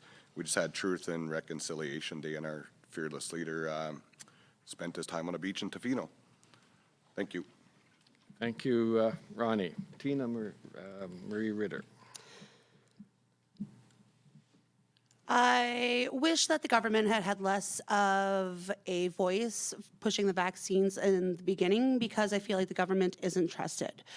I do, however, trust my medical professionals, and I am double vaxxed, and I will get whatever booster that I need to get, because I don't honestly think that COVID is going to be the last pandemic or endemic or demic that we're going to see.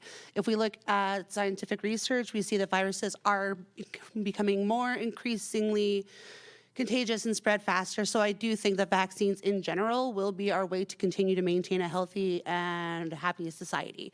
I feel 30 like seconds, mandates Tina. aren't something that we should be pushing. I just urge people to stop thinking of me and think of we, because we are all in this together, and that's how we get out. Thank you. Thank you, Tina. Winona Twin. Thank you. First of all, I believe in the Canadian Charter of Rights, and I think that it's up to each individual's choice. But I think as a community, we do need to follow the recommendations to keep ourselves and our families as safe as possible. History is repeating itself. There was a pandemic in the 1900s in which we survived, or we would not be here. And I've always told my family and friends just to brace it for the long haul, that it's just not going to go away tomorrow. And I think that if you take into account mental health 30 seconds, Winona. to help get through, and like we are all in this together, and I think that we could all come together because we're all going through it together instead of creating more division. Thank you, Winona. That brings us to the conclusion of our question and answer period. And we will move now to our closing comments from each candidate. There was a draw done, and each of the candidates has a list of the order this will be in.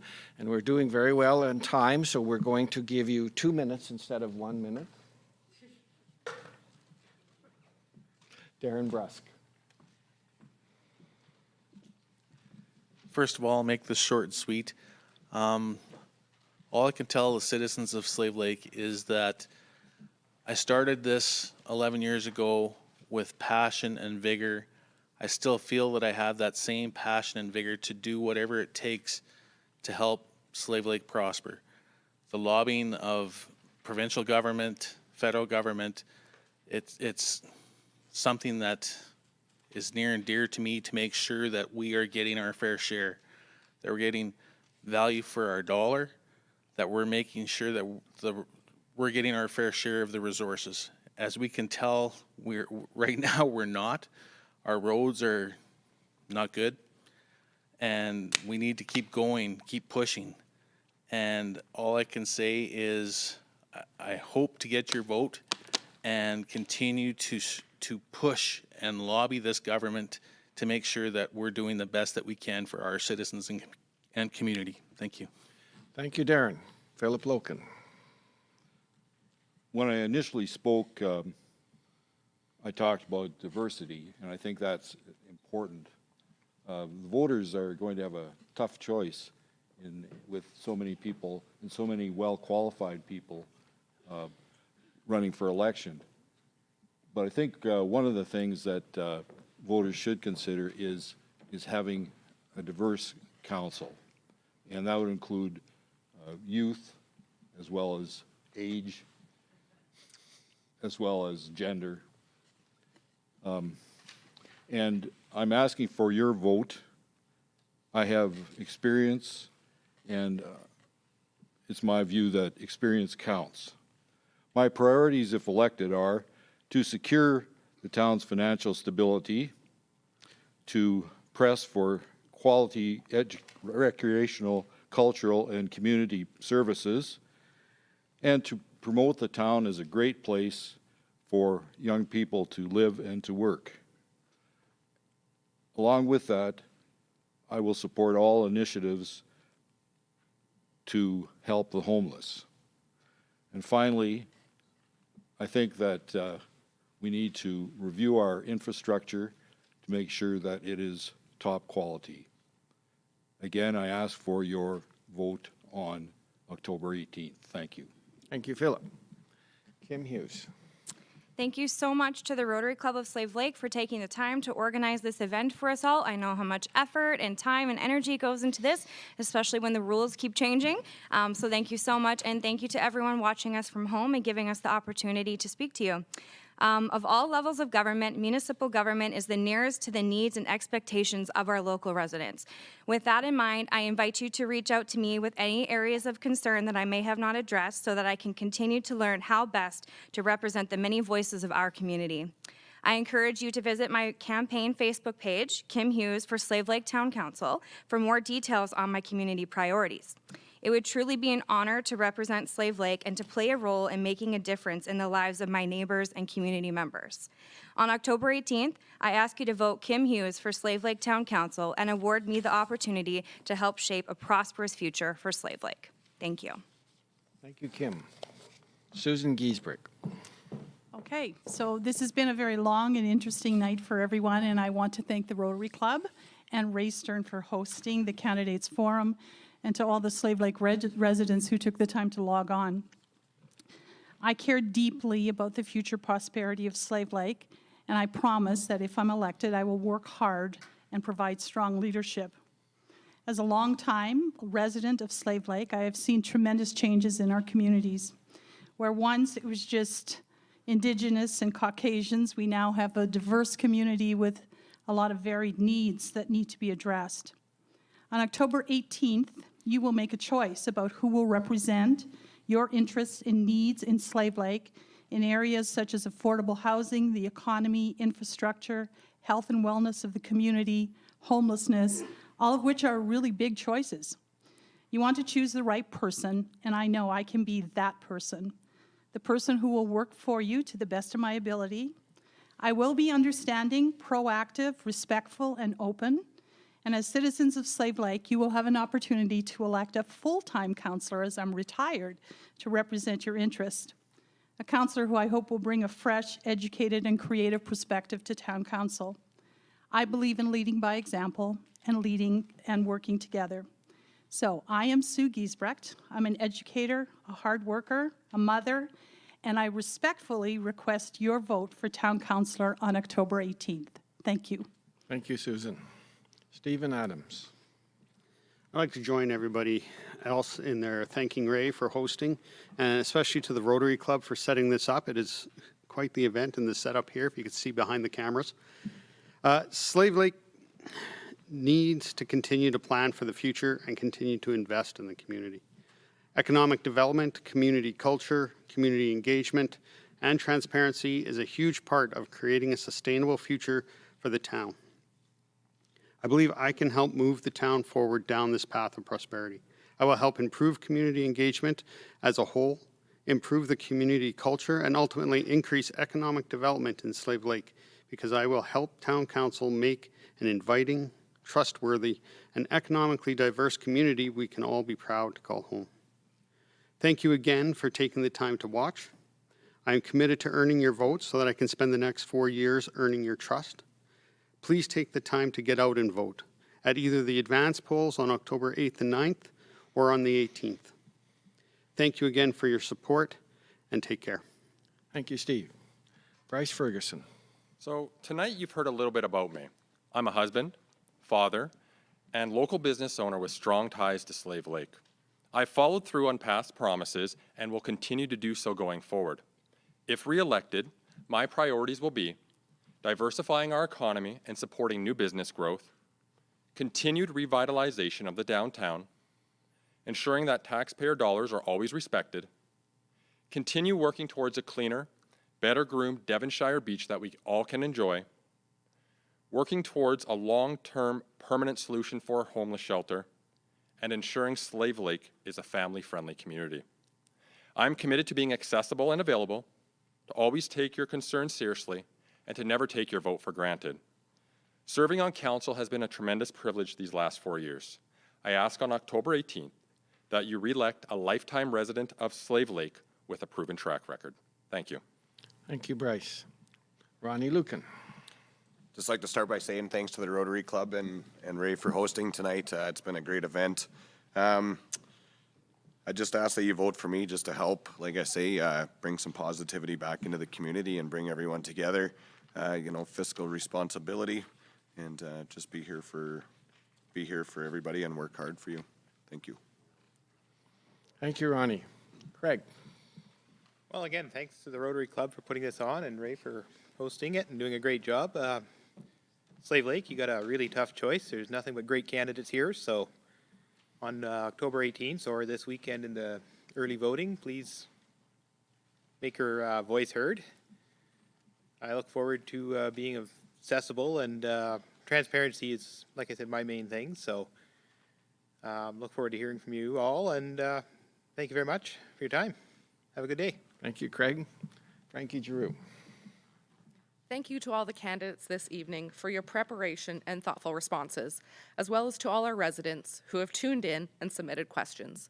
I would also like to take this opportunity to thank all of the community members that have reached out to me directly over the last several weeks with questions, advice, and support. For those who have additional questions, please reach out to me on my social media, Francesca Giroux for Slave Lake Town Council, or to frankie@winwithfrank.ca. Elected office is one of the highest orders of public service. It offers the opportunity to significantly influence the quality of life in our community. It would be a true privilege to serve our residents as a member of Town Council and be a part of the leadership team that moves our community forward. I am passionate about our community and truly believe that Slave Lake is one of the greatest communities to live and work in. If elected, I will promote strategic growth of our town, prioritize the quality of life for our residents, and create value. On October 18th, please consider myself, Francesca Giroux, for your vote for Municipal Councillor. Thank you for your time. Thank you, Francesca. Winona Twin.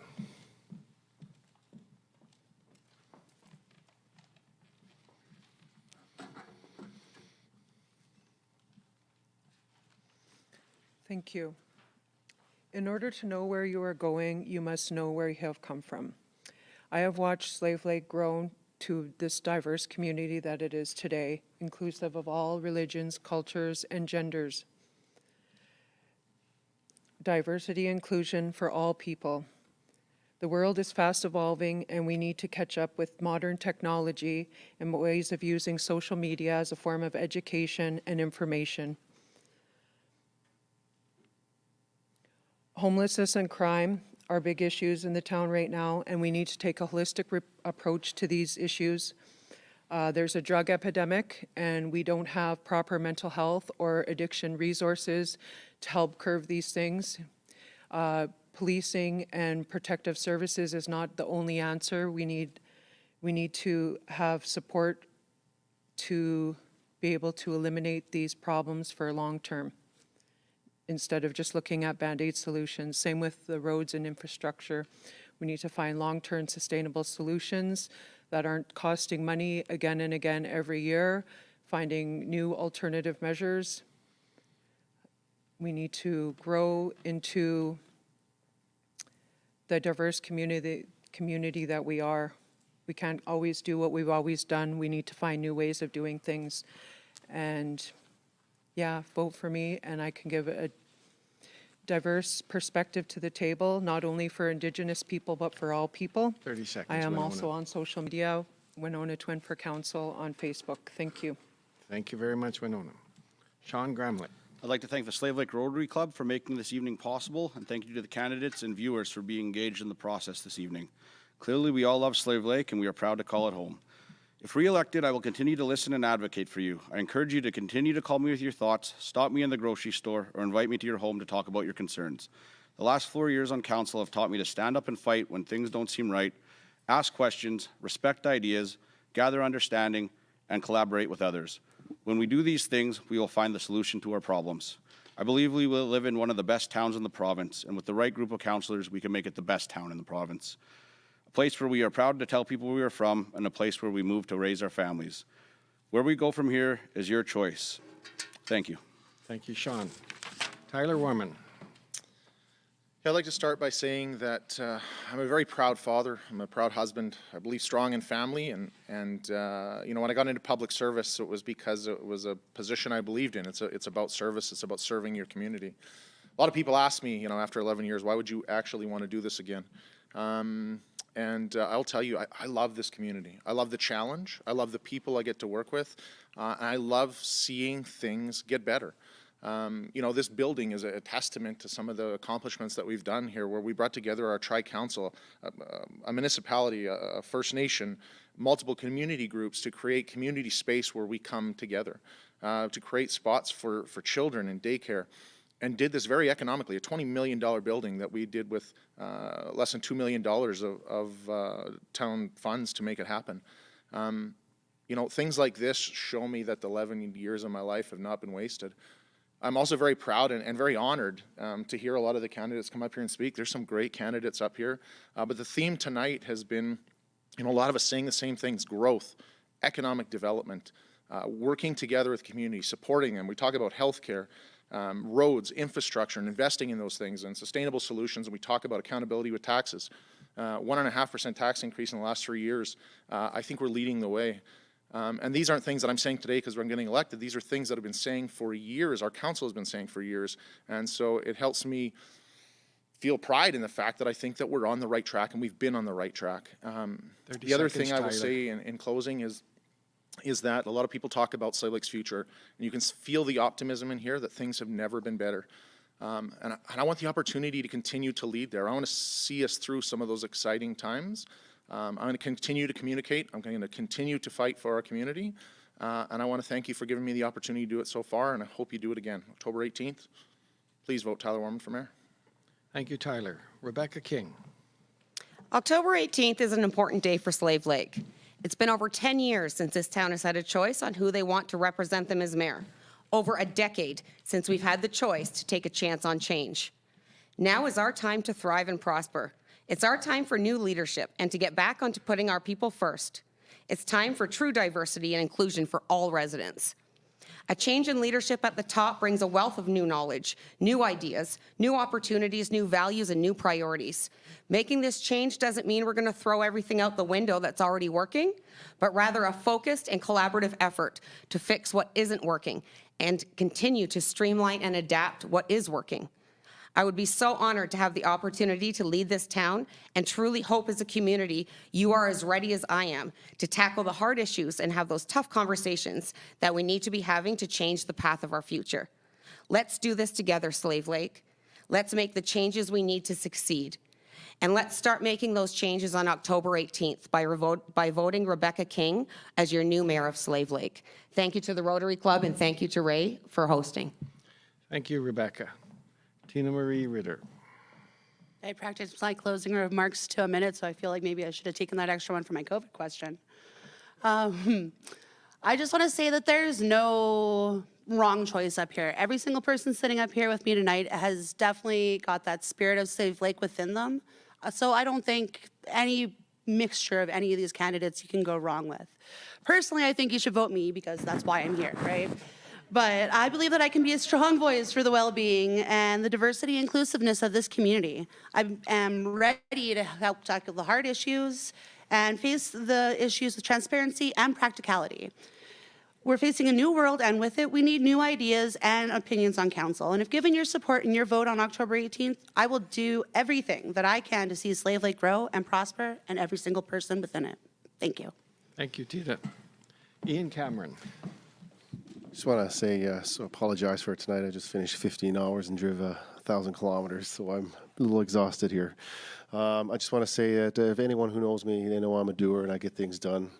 I'm really well organized when it comes to doing events or helping with fundraisers or just raising money in general.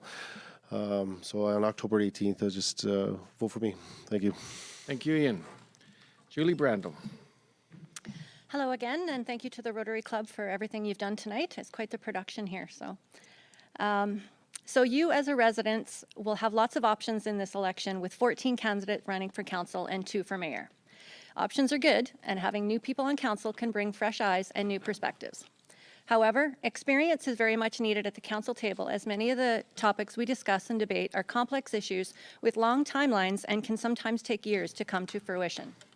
Without the prior knowledge and consistency, things get confusing, missed, or fall through the cracks. At times, being on council can feel like another full-time job on top of our own job. But over the last 8 years, I have consistently made time for research it takes to be informed, to have taken the time to read the many agenda packages before each meeting so I come prepared to debate and discuss the issues. There have been several ideas that the community has brought up as things that they would like to see addressed. Some of these concerns are new and some of them are old. I will continue to work hard on your behalf and lobby at the local and provincial levels to address these areas of concern and to find the best possible solutions. I vote with integrity, whether or not that's always popular. I vote with this community's best interest at heart every single time, and I would very much like your support to be able to continue working on matters that affect all of us as a community. On October 18th, vote experience and vote Julie Brandel. Thank you, Julie. That brings us to the conclusion of our agenda for this evening. I thank all the candidates for putting their name forward, and I wish them all the best of luck. Unfortunately, only 6 council can go through and only 1 mayor, but as some of the candidates have mentioned, there's an amazing group of candidates here, and we're going to have an amazing council after this election. So thank you all, and we have some concluding remarks from our Rotary President, Alicia.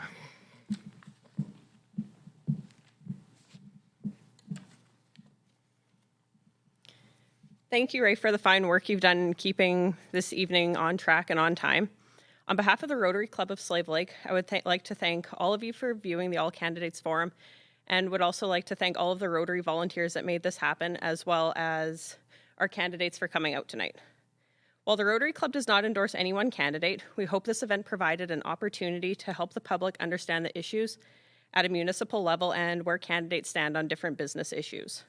Be sure to cast your vote on Monday, October 18th, for the municipal election. Thank you very much and have a great night.